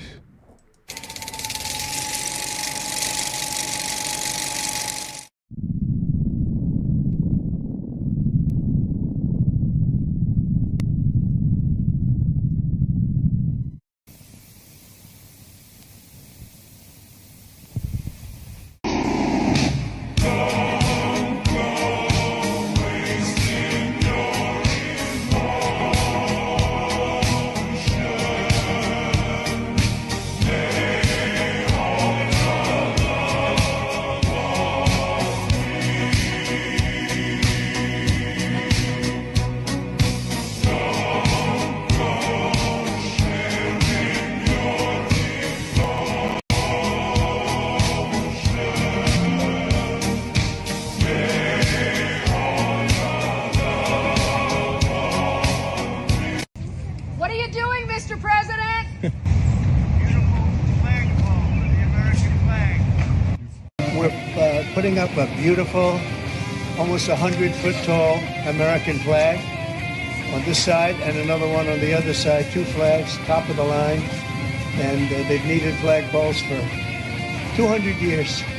It was something I've often said, you know, they don't have a flagpole per se. So we're putting one right where you saw us, and we're putting another one on the other side on top of the mounds. It's going to be 2 beautiful poles. Mr. President on China? President Trump on China? Paid for by Trump. Mr. President.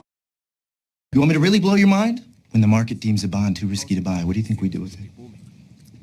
Take a guess. I don't know, you tell me. All right. You think we just warehouse it on the books? No. We just repackage it with a bunch of other shit that didn't sell and put it into a CDO. A CDO? Yes, a CDO. What is that? This is where we take a bunch of Bs, double Bs, and triple Bs that haven't sold, and we put them in a pile. And when the pile gets large enough, the whole thing is suddenly considered diversified. And then the whores at the rating agency give it a 92, 93% AAA rating. No questions asked. Say that again. Collateralized debt obligation. It's important to understand because it's what allowed a housing crisis to become a nationwide economic disaster.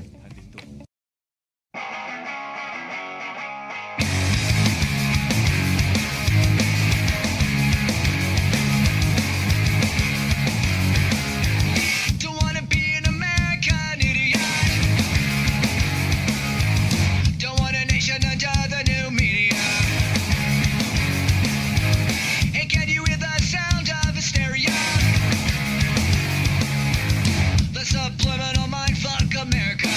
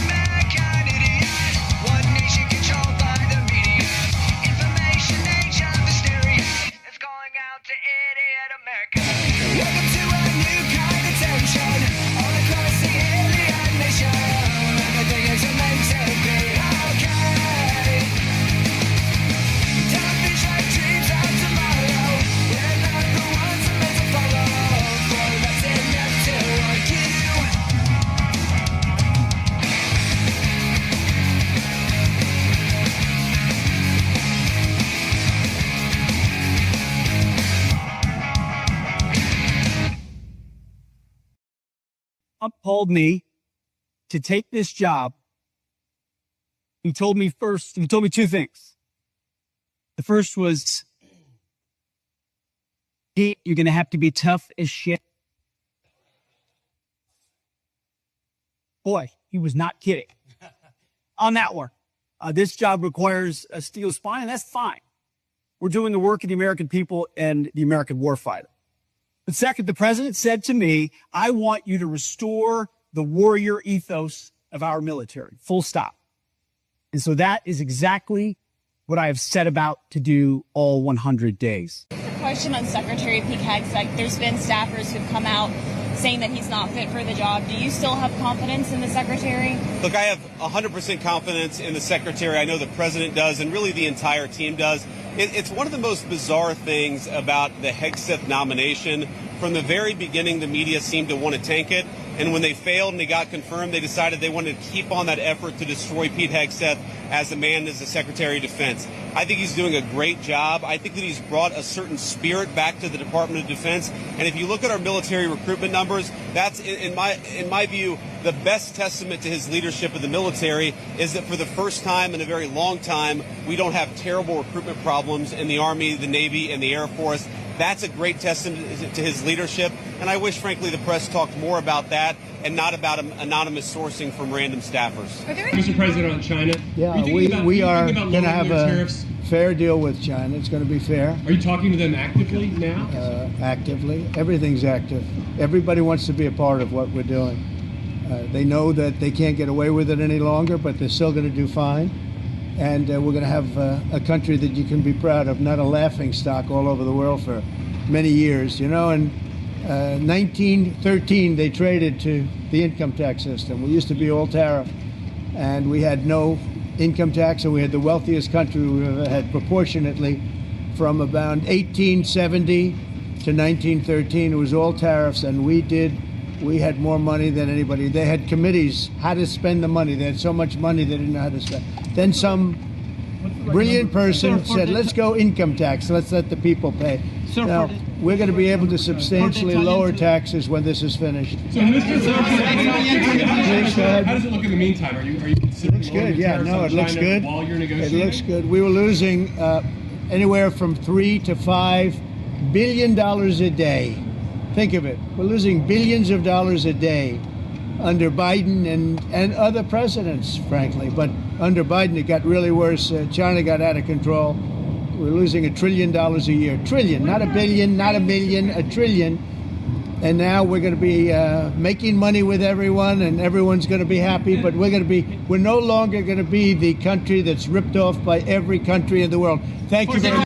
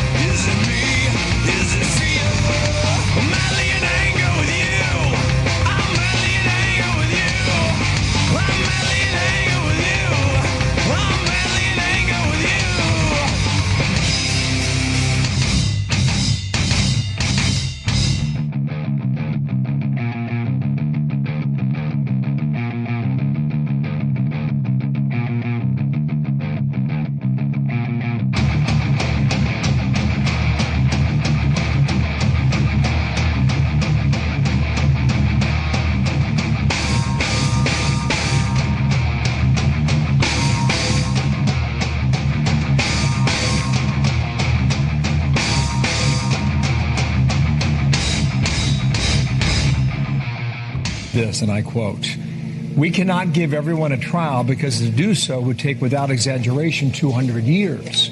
Now, the court has said that those subject to the statute needed to be given the opportunity to challenge their removal. To me, I interpret that as a sense of due process. How do you interpret that? I think due process was given, like the Maryland father, the MS-13 terrorist that was removed. He had due process. He was ordered removed by 2 different immigration judges. But here's what they're doing, Bill. Here's the plan. The Biden administration overwhelmed the system. 10.5 million people came to the border. They know it's going to take years to get through the court docket. By then, they're hoping there's another Democratic administration in. They'll have U.S. citizen children. Then all of a sudden, nobody wants them removed. We're spoiling their plans to have future Democratic voters and through a census, have control of the House. Through a census vote, Democratic sanctuary cities get more seats in the House. This is their plan. That's why they overwhelmed the system. That's why they didn't detain them. When they detain them, they get a hearing in 35 days. They released them. Now it's going to take 5 to 7 years.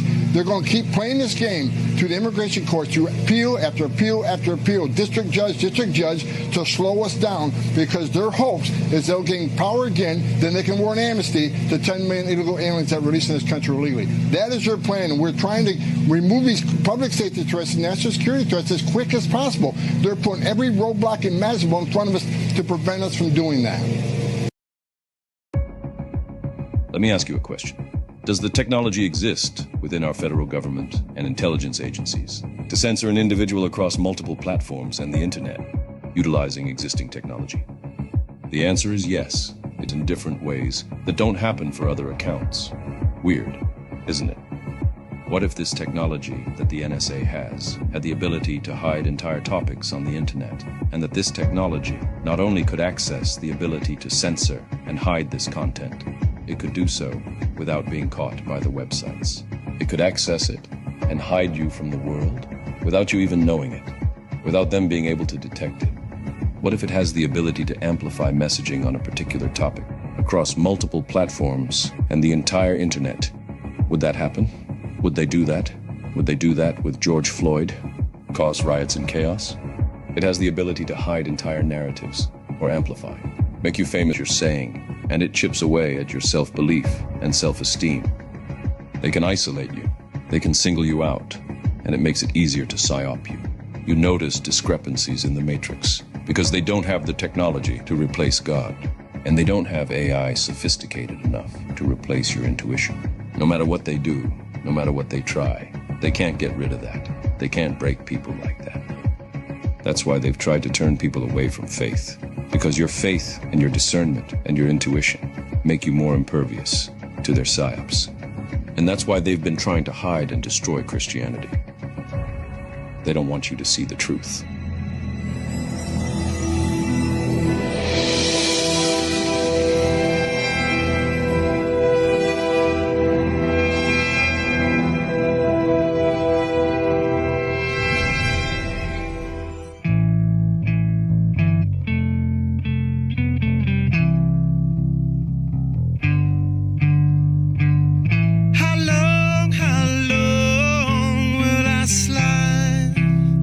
Say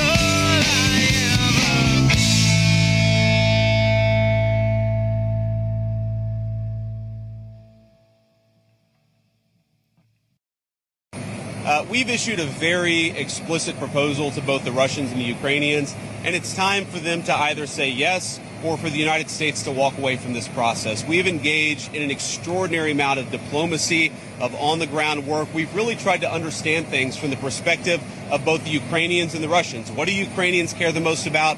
What do the Russians care the most about? And I think that we've put together a very fair proposal. We're going to see if the Europeans, the Russians, and the Ukrainians are ultimately able to get this thing over the finish line. Again, I feel pretty optimistic about it. I think everybody has been negotiating in good faith, but it's now time, I think, to take, if not the final step, one of the final steps, which is at a broad level, the party saying, we're going to stop the killing, we're going to freeze the territorial lines at some level close to where they are today, and we're going to actually put in place the kind of long-term diplomatic settlement that hopefully will lead to long-term peace. So when can we expect the Epstein documents to be released? The rest of them? Which documents? The Epstein files? I don't know. I'll speak to the Attorney General about that. I really don't know. I know that we've done the RFK, the Kennedy, Martin Luther King is out there very shortly, so we'll find out.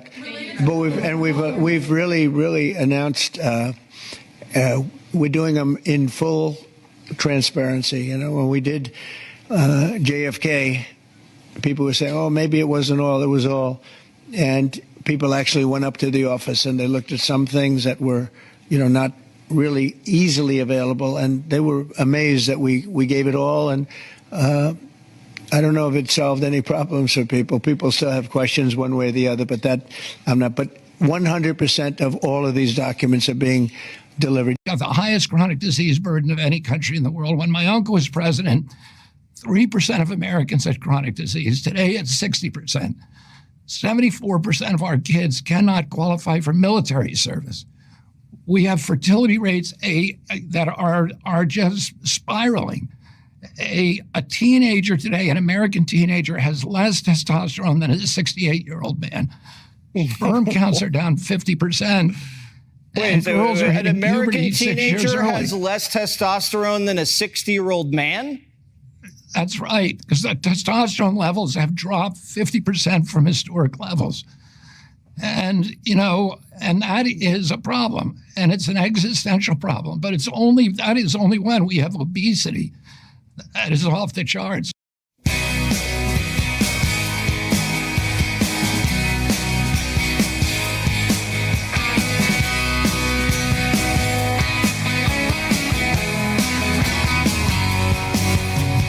Broadway's dark tonight. It's a little bit weaker than you used to be. Broadway's dark tonight. See the young man sitting in the old man's bar, waiting for his turn to die.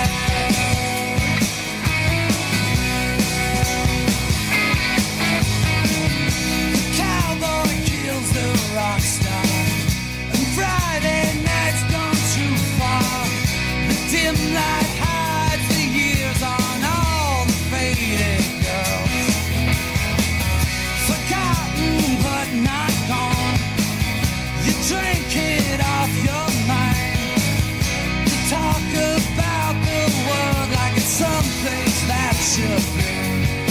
You see you love to run home, but you know you ain't got one, 'cause you're living in a world that's your best forgotten around here. Broadway is dark tonight. A little bit weaker than you used to be. Broadway is dark tonight.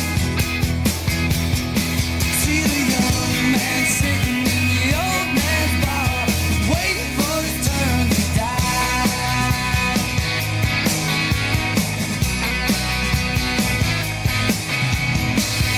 You choke down all your anger, forget your only son.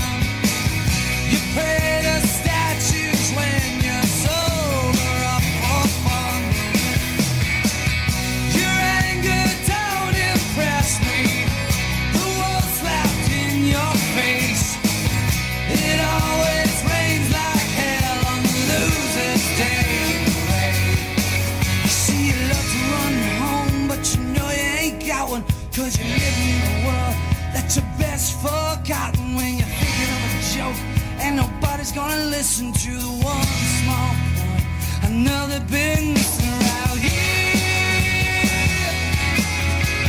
Broadway is dark tonight. A little bit weaker than you used to be.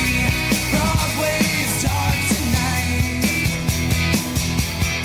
See the young man sitting in the old man's bar, waiting for his turn to die.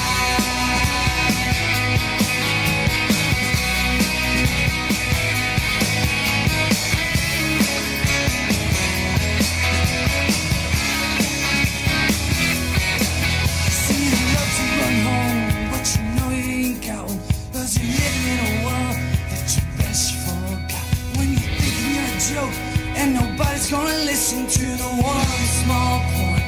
I know they've been missing around here. Around here.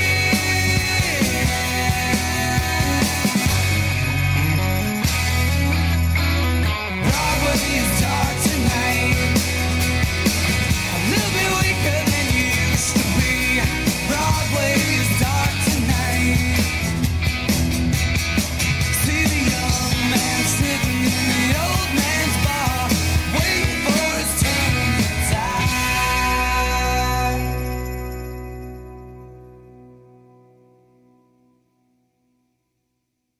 He was such an eloquent preacher of divine mercy, but we also offer gratitude to God for the gift, the gift that he was. We don't call him Holy Father for nothing. He's the father of our family, and there's a death in the family. We can never choreograph our own birth or death, can we? That's always in God's hands. But if you could choreograph it, you couldn't choreograph it any better than what happened.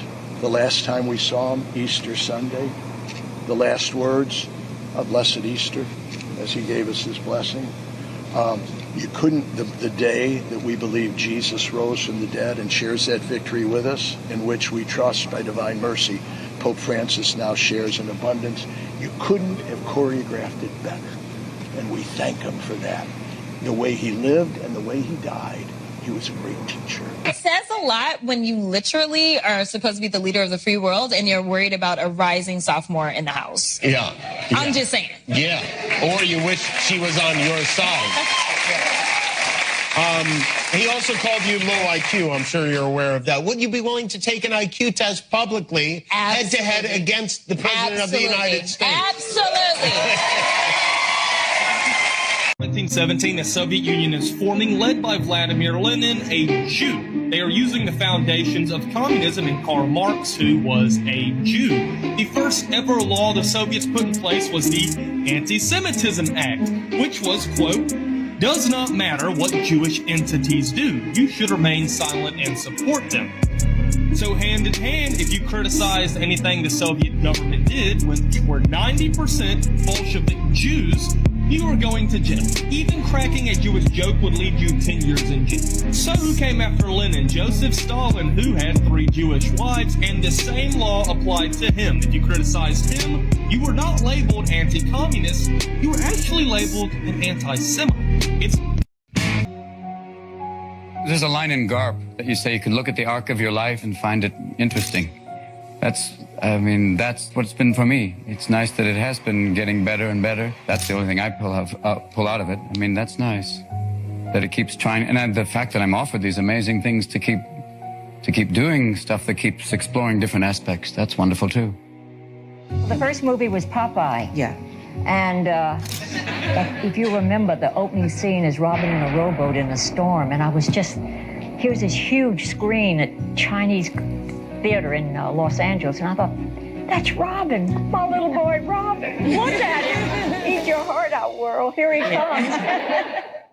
Performing and doing all these things, we never acknowledge anything negative. And if you do, it gets very violent, like the time, what happens immediately after the scene you just saw is, he starts to confront who you are. I know who you are. And he would have really hurt Jeff's character if he'd gone any further. And that's why he goes, the hallucination guards against that. It's basically, it is freeing to create that character, because you can really explore kind of where you've been and the aspects of why you would want to deny, and that kind of whole aspect of, performing for the sake of just avoiding. For him, love is such a delicate thing that and even getting it back again triggers another one of the breakdowns. It's so fragile for him. And that's what makes it interesting. That's why I did it.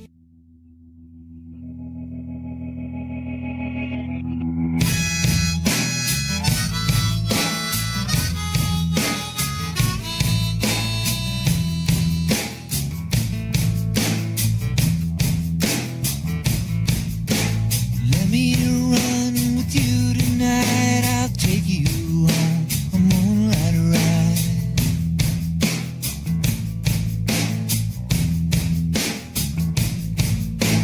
There's someone I used to see, but she don't give a damn for me.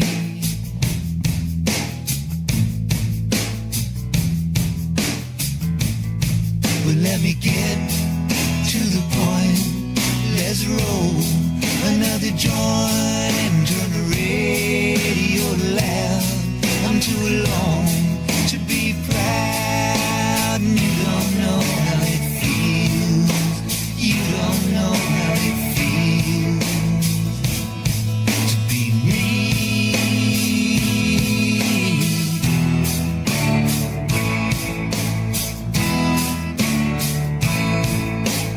People come, people go. Some grow young, some grow cold.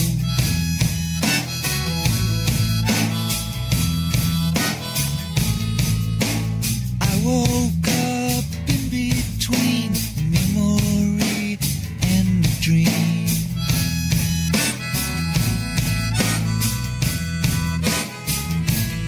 So let's get to the point. Let's roll another joint. Let's head on down the road. There's somewhere I gotta go, and you don't know how it feels. You don't know how it feels to be me.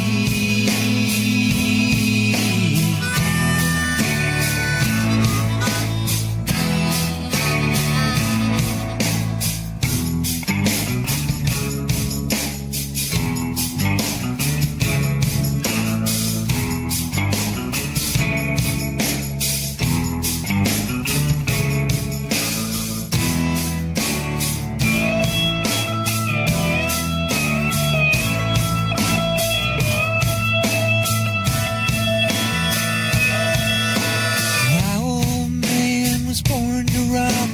He's still trying to beat the clock.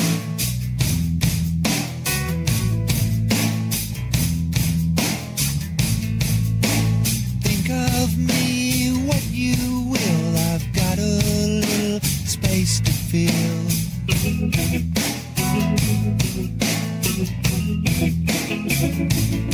So let's get to the point.